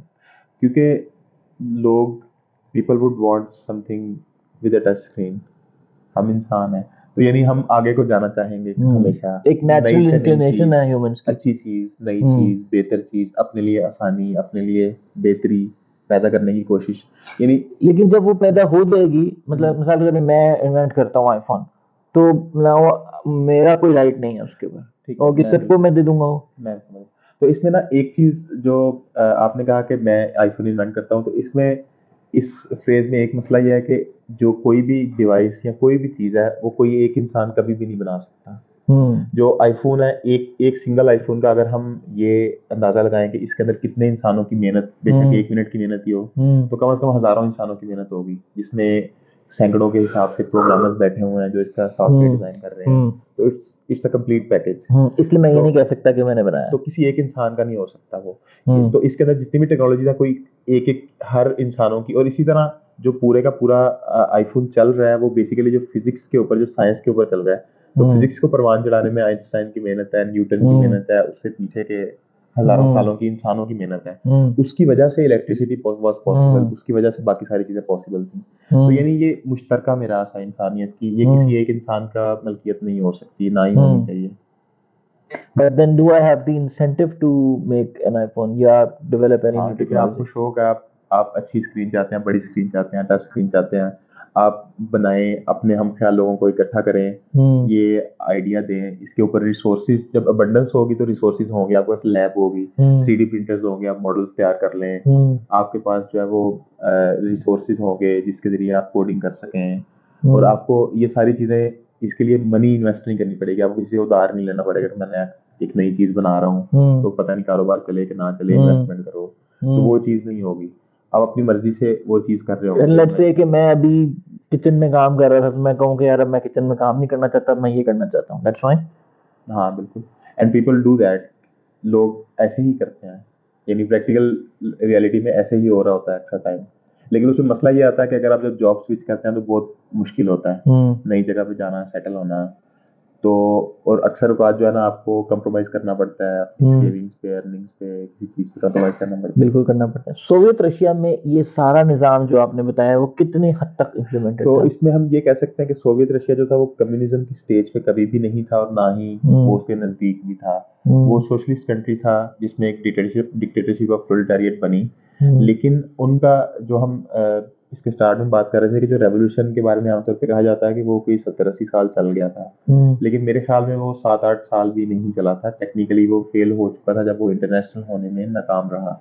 जब रेवोल्यूशन इंटरनेशनल स्प्रेड नहीं किया तो उसका नतीजा ये निकला कि एक मुल्क तो सोशलिस्ट कंट्री बन गया, लेकिन बाकी सारे मुल्क तो कैपिटलिस्ट कंट्रीज हैं। और अगर एक जगह पे एक ऐसा निज़ाम है जिससे बाकी लोगों को खतरा महसूस हो रहा है, क्योंकि यहाँ पे जो एक ऐसी चीज़ पैदा हो गई जो बाकी पूरी दुनिया के कंट्रोल में नहीं है, जो दुनिया के अच्छा, ये क्यों एक, ये मेरे ख्याल है हम ऑफ कैमरा भी बात कर रहे थे कि व्हाट इज द प्रॉब्लम? ये नहीं हो सकता कि सोवियत रशिया जो है वो सोवियत रहे और ये कभी भी नहीं हो कैपिटलिज्म सकता, कैपिटलिज्म रहे, इसमें नहीं हो क्या सकता, प्रॉब्लम है? क्योंकि जो सोशियो इकोनॉमिक सिस्टम है ना वो वर्ल्ड लेवल पे है, वो इंटरनेशनल लेवल पे है, वो उससे नीचे कभी भी हो ही नहीं सकता। यानी आपने देखा होगा जो मुल्क दुनिया से पूरी तरह कटे हुए हैं, हम्म, नॉर्थ कोरिया फॉर एग्जाम्पल, तो हम्म, नॉर्थ कोरिया भी, अगर नॉर्थ कोरिया को चाइना वाले टेक्नोलॉजी ट्रांसफर नहीं करें तो नॉर्थ कोरिया सर्वाइव नहीं कर सकता। हम्म, और चाइना पूरी दुनिया के साथ इन टच है। तो यानी जो मुल्क नॉर्थ कोरिया का ये नारा है कि जूचे का, कि हम खुद कफील होंगे, हम सारा कुछ अंदर ही बनाएंगे, कि पूरी दुनिया हमारे साथ कोई वो ट्रेड एग्रीमेंट्स नहीं कर रही, हमें टेक्नोलॉजी ट्रांसफर नहीं कर रही, चीजें नहीं मिल रही, तो हम अपना हर चीज बनाएंगे। कुछ चीजें उन्होंने बनाई भी हैं, बना भी ली हैं, लेकिन eventually they can not survive out in the open until के चाइना उनको सपोर्ट कर रहा हो। ठीक है, तो इससे हमें ये नजर आता है कि कोई भी दुनिया का एक मुल्क जो है वो एक निज़ाम एक जगह पे तनहा नहीं चल सकता, खास तौर पे जब वो मुआशी निज़ाम हो, जब उससे मुआशी मफादात जुड़े हों। तो अगर आप एक छोटी सी ऐसी चीज़ बना के बैठ जाएंगे जिसके अंदर मार्केट नहीं होगी, तो जिन लोगों के पूरे पूरे कारोबार है मार्केटों की बुनियाद पे, उनको कैसे हजम होगा? अच्छा, चलें थोड़ा सा coming back to not there there being no no market, उसको थोड़ा सा एक्सप्लोर करें आइडिया, तो हाउ डज दैट वर्क? अब जब मार्केट नहीं है तो बहुत सारी चीज़ें हैं, जो मार्केट साइकोलॉजी है वो हमारे अंदर से वीड आउट हो जाएंगी। There would be no discounts, no deals, coupon, sales, क्योंकि ये पूरी एक साइकोलॉजी है। तो इसके ऊपर मार्क्स एक टर्म यूज करता है, कमोडिटी फिटिशिज्म। फेटिशिज्म, कमोडिटी फिटिशिज्म, तो ये जितनी भी कमोडिटीज हैं उनके अराउंड फिटिश डेवलप होती है, और फिर लोग उनको चेज आईफोन के करते हैं, अराउंड आईफोन तो के सबसे अराउंड, ज्यादा तो वो लोग उसको फिर चेज करते हैं और लोग उसके पीछे गुर्दे भी हाँ, निकलवा के ऑफ कोर्स, ऑफ बेच कोर्स, देते हैं। तो आजकल तो ये आंख यहाँ तक, भी निकलवानी हाँ, पड़ती है। तो यहाँ तक होता है और हो जाता है। तो ये चीज जो है, यानी कमोडिटी फेटिशिज्म, जो ये कैपिटलिज्म की देन है, कि हम लोग चीजों को इंसानों के ऊपर फोकियत देते हैं। अक्सर औकात ये होता है कि हमारे लिए पैसा ज्यादा अहम होता है इंसान की निस्बत, और ये चीज हमें, और आहिस्ता आहिस्ता ये चीज हमारी सेकंड नेचर बन जाती है, जिसको कहा जाता है कि ये ह्यूमन नेचर है, कि इंसानी फितरत ही कंपटीशन की है। हालांकि ऐसा नहीं है, अगर हम हिस्टोरिकल एविडेंस को देखें तो इंसान जो एज ए स्पीशीज जब इवॉल्व किया और सरवाइव किया, तो बाकी जो स्पीशीज जो हमारे से ज्यादा पावरफुल थी, उनके मसल मास ज्यादा था, उनके ज्यादा हट्टे कट्टे थे, लेकिन इंसान का दिमाग जो था, और ये चीजें, इंसान सोशली डेवलप हुआ, लैंग्वेज डेवलप की। तो जो लैंग्वेज है, basically language is only social, language can only be social, मतलब आप खुद से बात नहीं कर सकते, कब तक करेंगे, कितना करेंगे। तो इसलिए यानी इंसान इन नजर पे सोशल एनिमल है, तो इसलिए सोसाइटी में रहना, सोशल होना, रहना जरूरी है। जो कोई इंसान पूरी दुनिया से कट के भी रह रहा है, वो भी इवेंचुअली वो उन सारी टेक्निक्स को इस्तेमाल कर रहा होता है जो हजारों सालों की इंसानी मेहनत का नतीजा है, जो हमने आग ईजाद की, पहिया ईजाद किया, बिल्कुल बुनियादी टूल्स ईजाद किए। तो उन सब का फल जो है वो हर इंसान खा रहा है, बेशक वो अफ्रीका के जंगलात में कबीले की सूरत में रह रहा है, बेशक वो इलोन मस्क है, वो कोई भी है, वो उसी चीज से मुस्तफीद हो रहा है जो बनी है। तो हम इसमें कौन सी एग्जाम्पल कर सकते हैं? मतलब मुझे वो मेरा ट्रैक इधर उधर निकल जाता है, तो ये खुद वापस करके नहीं, अच्छा खैर, रिकॉर्डिंग पक्की हो रही है ना, कंफर्म की थी ना रिकॉर्डिंग?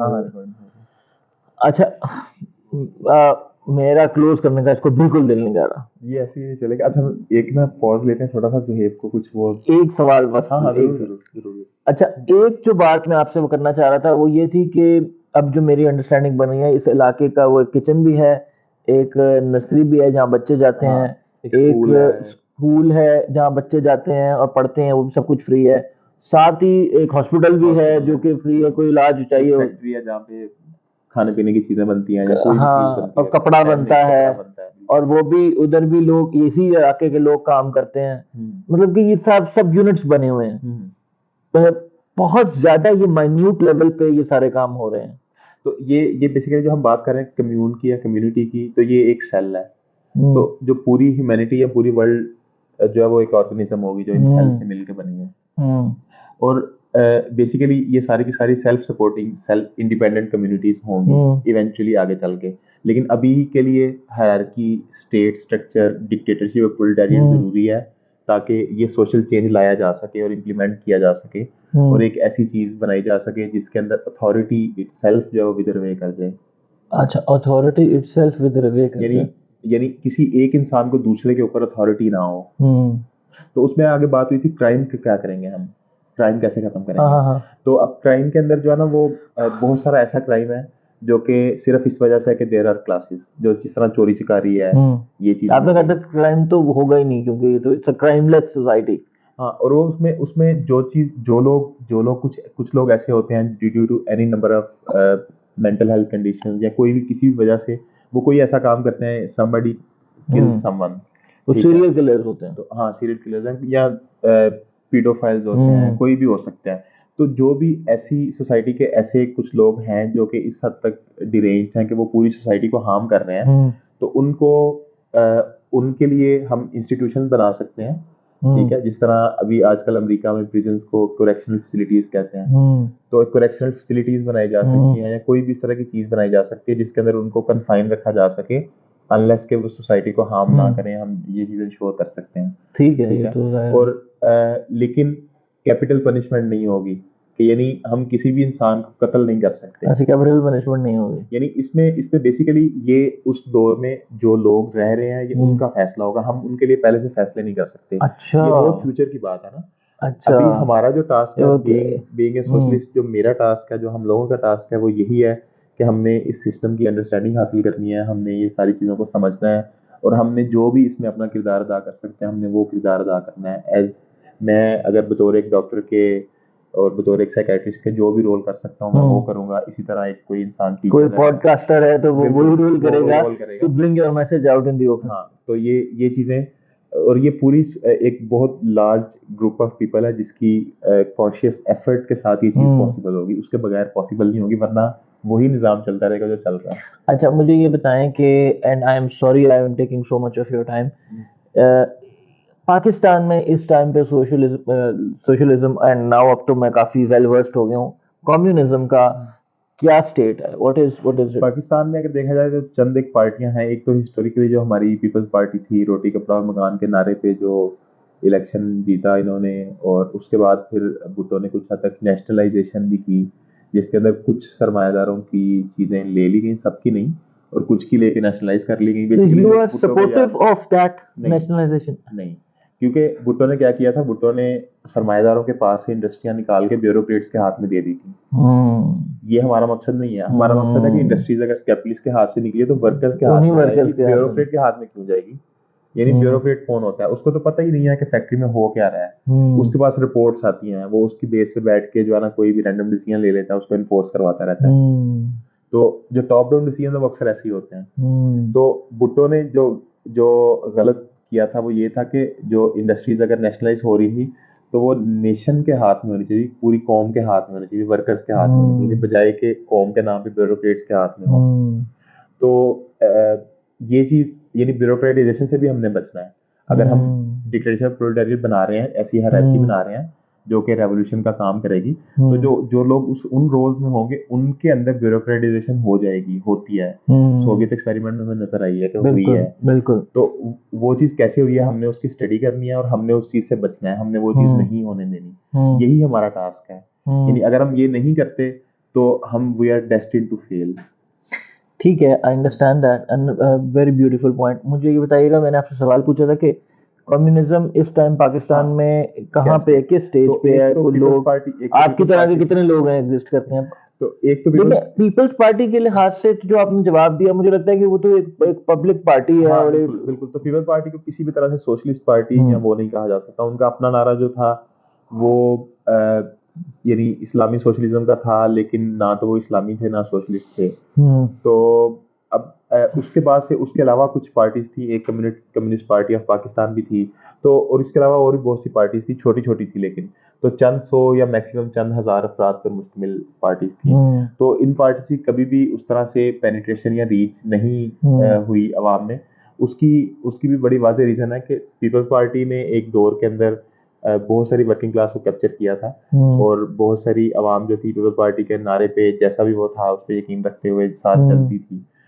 और लेकिन बाद में जब पीपल्स पार्टी का जवाल आया है, तो लोग उस चीज़ से बददिल हुए हैं, और अभी इस वक्त पे बहुत कम ऐसे लोग हैं जो कि इन सारी चीज़ों से वाबस्ता हैं। उसकी एक रीज़न ये भी है कि जो कैपिटलिस्ट स्टेट का प्रोपेगेंडा है, जो पूरी मशीनरी है, और जो आपके पास कैरियरिज्म का ऑप्शन है हर पढ़े लिखे बंदे के पास कि वो पैसा कमाने बाहर चला जाए, वो यहाँ पे क्या कर रहा है, वो क्यों सोसाइटी में रेवोल्यूशन लाने की कोशिश करे, जबकि वो खुद वो चीज़ एंजॉय कर सकता है जिसके खिलाफ रेवोल्यूशन लाया जाना है।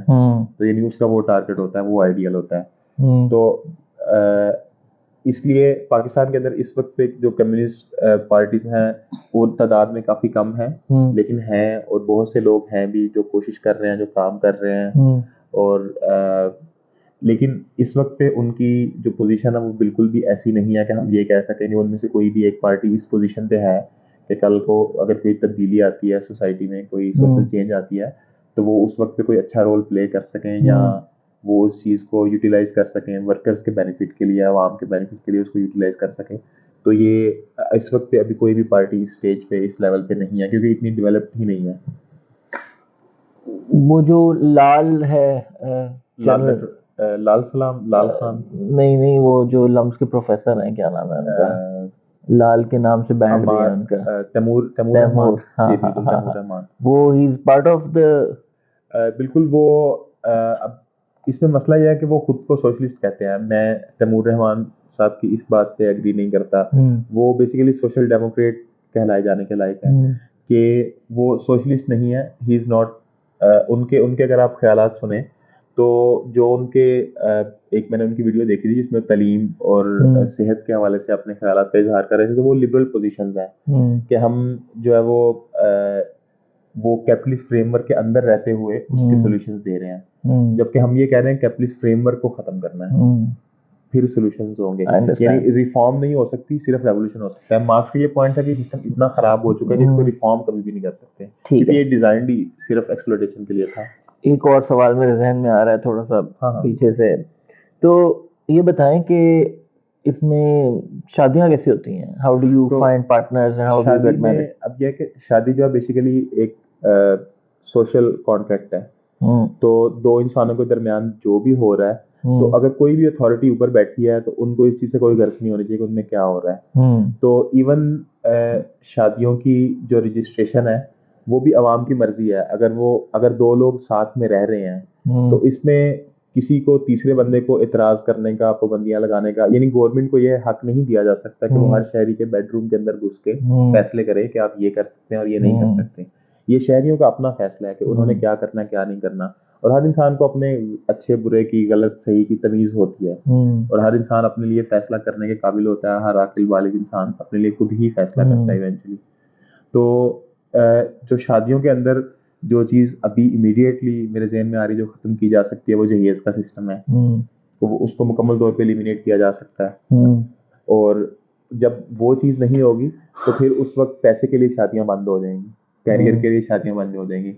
अभी इस टाइम पे कहा जा सकता है कि बहुत सी ऐसी शादियां जो सिर्फ इसलिए लड़कियां शादी करनी पड़ती है या करती हैं कि उन्हें पता होता है इसके अलावा उनके पास कोई आउटलेट नहीं है, उनको सारी उम्र सर्वाइव कैसे कोई करेंगे, ऑप्शन नहीं है उनके कोई पास। स्किल नहीं है, मार्केट में उनकी वेजेस भी आती हैं मर्दों के, उनको हरासमेंट का सामना करना पड़ता है वर्क प्लेस पे, और 100 मसले मसाइल हैं उनके लिए। कम्युनिस्ट रिजीम ये हरासमेंट का सामना नहीं करना पड़ेगा खवातीन को? तो हरासमेंट जो है बेसिकली हरासमेंट मर्दों की तरफ से जो सामना करना पड़ रहा है, तो जाहिर है, और उसमें जो मर्द हैं उनकी बहुत सी एजुकेशन बाकी है। मर्दों को बहुत सी चीज़ें सीखने की ज़रूरत है बतौर एक जेंडर के, कि हमने औरतों के साथ किस तरह से पेश आना है। लेकिन ये चीज़ इंडिविजुअल एजुकेशन से नहीं की जा सकती, ये चीज़ सोशल लेवल पे, सोसाइटल लेवल पे चेंज के साथ ही हो सकती है। यानी हम पर्सन टू पर्सन लोगों को तबलीग करके उनको पैट्रियार्की से निजात नहीं दिला सकते औरतों को, क्योंकि वो पूरा निज़ाम है जिसके अंदर अनपेड डोमेस्टिक लेबर आपके घरों में फ्री काम कर रही है। तो basically you have wage slaves at home जिनको वेजेस भी नहीं देनी पड़ती। तो कम्युनिज्म तो खैर इस बारे में उसमें कुछ नहीं कम्युनिज्म ये है कहता। कि जो औरतों का वुमेन क्वेश्चन का जो सोल्यूशन है, तो उसमें ये है कि सिर्फ ये ज़रूरी है कि औरतें डोमेस्टिक लेबर ना करें, डोमेस्टिक लेबर करना उनकी मजबूरी ना हो। अगर एक औरत घर में रहना और काम करना चाहती है तो किसी को कोई एतराज़ नहीं है, वो करे, लेकिन ये फ़र्ज़ नहीं होगा कि उसने घर का काम करना है। अगर वो चाहती है कि वो डॉक्टर बने, इंजीनियर बने, तो वो बन सकती है, टीचर बने तो बन सकती है, क्योंकि जो घर का काम है, बेसिकली जो घर का काम है उसको भी हमने ऑटोमेट करना है, वो कम्युनिटी लेवल पे होगा, क्योंकि कम्युनिटी लेवल पे it can be done with less effort. कैसे?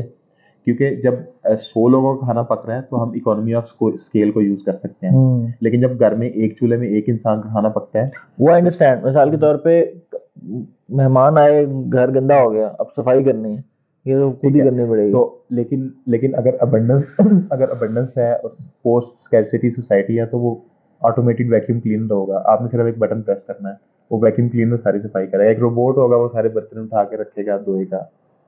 यानी जो इंसान ने मशीन से फायदा लेना है, तो हमने उस लेवल पे पहुंचना है कि जिसके अंदर हम। अच्छा, कम्युनिज्म टेक्नोलॉजी को भी कहता है कि इसको फरोख देना है और हमने इतना आगे कर देना है कि हर चीज ऑटोमेट हो जाए। बेसिकली यही पॉइंट है कम्युनिज्म का, कि हमने टेक्नोलॉजी के अंदर इतनी तरक्की अभी भी मुमकिन है कि हम हर चीज़ ऑटोमेट कर सकते हैं, लेकिन अभी ऑटोमेशन इसलिए नहीं हो रही क्योंकि लेबर सस्ती है। मजदूर की 200 रुपये दिहाड़ी है, लेकिन रोबोट जो है वो यूरोप से दरामद करना पड़ेगा। ठीक है, तो आप वो काम रोबोट से क्यों करवाएं जब आप 200 रुपये में मजदूर से वो सारा काम करा सकते हैं। यार मैं वाकई में कार्ल मार्क्स से एग्री करता हूँ कि ये सिस्टम रिफॉर्म नहीं हो सकता, क्योंकि आप छोटी से छोटी चीज को पकड़ें तो communism has a different view on it. तो हर चीज़ कैसी है, क्योंकि अब ये जो मार्क्स का पॉइंट था वो बेसिकली यूटोपियन सोशलिस्ट से पहले एग्जिस्ट करता है। हमने यूटोपिया की बात की थी, तो यूटोपियन सोशलिज्म की कुछ मिसालें मैं देता हूँ, उनके नाम मेरे जहन में नहीं है। तो एक इस तरह की एग्जांपल थी, अमेरिका में एक बंदे ने किया था कि उसने बहुत सारी जमीन खरीद के, वो अमीर आदमी था, उसने काफी सारी जमीन खरीद के वहां पे एक फैक्ट्री और इंडस्ट्री और एक अंदर ही सारा सिस्टम बनाया था, रहायश का भी। तो उसमें उसका आइडिया ये था कि इस तरह का एक छोटा सा कम्यून या मैं एक चीज बना लूंगा जिसके अंदर लोगों को करेंसी कोई नहीं होगी, तो अंदर लेबर वाउचर्स चलते थे कि आपने 2 घंटे काम किया ना, तो आपको 2 घंटे की स्लिप देंगे कि ये 2 घंटे हैं। तो आप उस 2 घंटे के बदले में जाके काफी सारी चीजें खरीद सकते हैं सस्ता, यानी वो सस्ता पड़ता था, क्योंकि इस एक्सप्लोटेशन नहीं है ना, ऊपर से कोई प्रॉफिट नहीं लेके जा रहा आपका, जो पैसे अंदर ही बन रहे हैं अंदर ही सारे जनरेट हो रहा है। तो उसका आइडिया बेसिक ये था, और बड़ा मासूमाना सा आइडिया है कि इस तरह की चीज शुरू होगी, अच्छी होगी, हर कोई इसको अडॉप्ट करना शुरू कर देगा, this would spread out like तो फायर। क्या हुआ उस एक्सपेरिमेंट का? उसका वही हुआ जो होना था, क्योंकि इस तरह की चीज जो है वो जब पूरी दुनिया से कटी हुई है, तो एक तो वो compete नहीं कर सकते, मार्केट में नहीं बैठे हुए, वो मार्केट से बाहर है, तो उनकी एवोल्यूशन रुक गई है वहीं पे, क्योंकि आपको इन टच रहना पड़ता है मार्केट में। पहली चीज तो ये है। दूसरी चीज ये है कि टेक्नोलॉजी है वो इवेंचुअली पुरानी होती जाती है। जो एक फैक्ट्री इंडस्ट्री आपने लगा ली है, कल को नई टेक्नोलॉजी बाहर आ गई है, तो आप अपने कम्यून में उसको कैसे लाएंगे? बाहर वालों को लेबर वोचर तो नहीं दे सकते ना, लेबर वोचर तो अंदर चल जाते हैं, बाहर क्या देंगे? अगर बाहर देना है तो यानी इसका मतलब ये है कि आप चीजें बना बना के बाहर बेच रहे हैं, तो यानी अपनी लेबर बाहर बेच रहे हैं, तो वही कुछ चल रहा है जो कैपिटलिज्म में चल रहा है। तो यानी ये यूटोपियन सोशलिज्म था। इसके ऊपर जो है वो फ्रेडरिक एंगल्स का एक आर्टिकल है, सोशलिज्म यूटोपियन एंड साइंटिफिक, तो वो मेरे ख्याल में काफी इंपॉर्टेंट, उसमें वो ये तीनों एग्जांपल्स का उसने जिक्र किया। दो और भी एग्जांपल्स की इससे मिलती जुलती, वो मेरे जहन में अभी नहीं आ रही। तो इस तरह के आइडियाज थे, ये यूटोपियन थे। तो मार्क्स कहता है कि हमने इसको एक साइंस बनाना है, हमने इसको एक साइंस की तरह डील करना है, फिर हम कामयाब हो सकते हैं, उसके बगैर कामयाब नहीं हो सकते। ये बहुत बोल्ड क्लेम नहीं है कि पूरी आएगा तो पूरी दुनिया में आएगा, नहीं तो नहीं आएगा? ये तो बहुत बोल्ड क्लेम है। बोल्ड क्लेम है, और मार्क्स जो है इसकी बेसिस रखता है हिस्टोरिकल जो मटेरियलिज्म है उसकी स्टडीज पे, कि this is how society works, और हमेशा ऐसा ही होता है। यानी एक मिसाल ले लेते हैं, जब गुलामदारी का निज़ाम था, वो स्लेवरी का सिस्टम था, तो वो तकरीबन पूरी दुनिया में ही था, और जब ख़त्म हुआ है तो वो पूरी दुनिया से ही ख़त्म हुआ है। बिल्कुल। और अभी जिस फॉर्म्स के अंदर स्लेवरी है वो पूरी दुनिया में एग्जिस्ट करती है। अफ्रीका के अंदर भी चाइल्ड लेबर है, बॉन्डेड स्लेवरी और हो रही है, पाकिस्तान में भी हो रही है, इंडिया में भी हो रही है, और अमेरिका में भी हो रही है। यानी दुनिया के जो चाइल्ड लेबर है वो दुनिया के हर मुल्क में मौजूद है, बेशक वो स्वीडन नॉर्वे ही क्यों ना हो। और इवन जो स्कैंडिनेवियन कंट्रीज हैं वो भी उसी चाइल्ड लेबर से बनी हुई कॉफी पीते हैं जो वो जो चाइना में होती है। बिल्कुल। और जो स्वेट शॉप है चाइना की, उनके बने हुए टूल्स हर जगह यूज होते हैं। तो यानी क्योंकि वो सस्ते पड़ते हैं at the end of the day। There is no ethical consumption under capitalism. तो यानी क्या ये क्या है, there is no there is ethical। No ethical consumption under capitalism. अच्छा तो अच्छा। यानी पॉसिबल नहीं है। आपने कोई भी चीज यूज करनी है, हाँ पानी भी पीना है, तो हाँ उसके लिए जो बिजली यूज हुई थी उसका निकालने के लिए हाँ बिजली कोयले से बनी थी। हाँ कोयले में कोल माइनर्स जो है वो छोटे बच्चे हैं जो माइनिंग कर रहे हैं। तो बेसिकली अगर आप पंखा भी चला रहे हैं तो आप उनके खून पसीने में पल रहे हैं। I understand I understand. I will not take much of your time, बस एक आखिरी सवाल रह गया। I say that again again but still मुझे ये बताएं कि एट दिस मोमेंट मैं समझता हूँ कि कम्युनिज्म का तो अभी आपने you you have given very convincing arguments for communism personally if you ask me. But इस वक्त दुनिया में क्या, मतलब पाकिस्तान की तो हमने बात की, दुनिया में क्या स्टेटस है कम्युनिज्म का, और इस पे क्रिटिसिज्म्स क्या हैं कम्युनिज्म के ऊपर? तो दुनिया में जो स्टेट है उसमें कुछ ऐसे मुल्क हैं। एक तो सबसे बड़ी मिसाल चाइना है। तो चाइना में कहने को कम्युनिस्ट पार्टी की हुकूमत है, लेकिन चाइना का निज़ाम मुकम्मल तौर पर सरमायादाराना निज़ाम है। वो एक साम्राज्यी निज़ाम है, जिस तरह अमेरिका एक इम्पीरियलिस्ट और साम्राज्य उसमें कैफियत में बैठा हुआ है कि वो सबको कर्जे दे रहा है और उनसे कर्जों का सूद वसूल कर रहा है, उसके ऊपर वो जिंदा है। तो चाइना भी यही कुछ कर रहा है। अब कहने को वो कम्युनिस्ट पार्टी है। इसी तरह जो और कुछ छोटी छोटी एग्जांपल्स हैं, क्यूबा एक मिसाल है। तो या नॉर्थ कोरिया और शायद वियतनाम या कुछ एक तो और इस तरह के मुल्क होंगे। तो एक तो पहली बात यह है कि इन सब मुल्कों के अंदर भी मार्केट इकोनॉमी ही चल रही है। आप इन सब मुल्कों की देखें, इनके अंदर मार्केट्स हैं, इनके अंदर करेंसीज हैं, इनके अंदर हर चीज है जो अमेरिका में है, जो यूरोप में है। इसलिए अब इनको नहीं कह सकते। तो ये कैपिटलिज्म ही है, इनमें सोशलिज्म कहीं पे भी नहीं है। यानी इस टाइम पे हम ये कह सकते हैं कि सोशलिज्म पूरी दुनिया में कहीं पे भी नहीं है, क्योंकि ये वर्ल्ड सिस्टम है, इंटरनेशनल सिस्टम है। अगर होगा तो पूरी दुनिया में ही होगा, हो सकता है। जब तक पूरी दुनिया में नहीं होगा तब तक ये अंडर थ्रेट ही होगा। और इसी तरह जो बादशाहत का निज़ाम आप देख लें तो वो अब फेज आउट हो गया है। लेकिन किसी दौर में पूरी दुनिया में बादशाहत का ही निज़ाम था और फ्यूडल्स का ही निज़ाम था, और उसी हवाले से सारी सोसाइटी चल रही थी। तो इसी तरह कैपिटलिज्म के अंदर अब जब फॉर एग्जांपल के अफ्रीका, हम मिसाल ले लेते हैं कि अफ्रीका के सारे मुल्क मिलकर एक यूनियन बना लेते हैं, वो आज़ाद हो जाते हैं। तो जो अफ्रीका के रिसोर्सेज लूटे जा रहे हैं अमेरिका और चाइना की तरफ से, तो उनको तो मसला होगा, वो अपनी आर्मीज भेजेंगे वहां पे जमहूरियत फैलाने की खातिर। तो वो यानी वो अकेले सरवाइव नहीं कर पाएंगे, बेशक वो पूरा कॉन्टिनेंट लेके लगा बैठे हो, स्टिल अमेरिका ऊपर से हवाई जहाज में आ जाएगा, वो क्या कर लेंगे, उनकी मिलिट्री मशीन बहुत बड़ी है। तो इस वजह से इंटरनेशनल होना जरूरी है, उसके बगैर there is no other way. बाकी चीजें करके देख ली गई हैं, नेशनल लेवल पे करके देख लिया गया है। तो अच्छा मुझे ये बताएं कि पाकिस्तान में आपने कहा कि जो कम्युनिस्ट पार्टीज हैं, कई कम्युनिस्ट पार्टीज हैं। तो कम्युनिस्ट पार्टीज तो बाय एसेंस एक ही नहीं होनी चाहिए? उसमें बिल्कुल आइडियली स्पीकिंग एक ही पार्टी होनी चाहिए, लेकिन एक पार्टी हो नहीं सकती, क्योंकि इंसान है, वेरिएशन होती है। एक इंसान कहता है कि मैं फिरके बने हुए हैं। बिल्कुल, क्योंकि इंसानों में डिफरेंसेस ऑफ ओपिनियन थे, हैं और एग्जिस्ट करते हैं। और उस वजह से जो है ये हमें रियल लाइफ में नजर आता है कि बहुत सी पार्टियां होती हैं और सारे कह रहे होते हैं कि हम असली कम्युनिस्ट हैं। तो ये चीज होती है, ये चलती है। तो इस चीज का जो ये चीज है कि असली कौन है और सही कौन है, ऑथेंटिक कौन है, वो वही होगा जो ये चीज करके दिखाएगा जो वो क्लेम करते हैं कि ये करना है या करना चाहिए। सिर्फ वही बंदा सही तरह से काम कर रहा होगा जिसका काम होता हुआ नजर आएगा। ठीक है, इसके अलावा और कोई तरीका नहीं है। There is no way to जज। तो कार्ल मार्क्स का एक कोट है कि philosophers have only interpreted the world, the point however is to change it।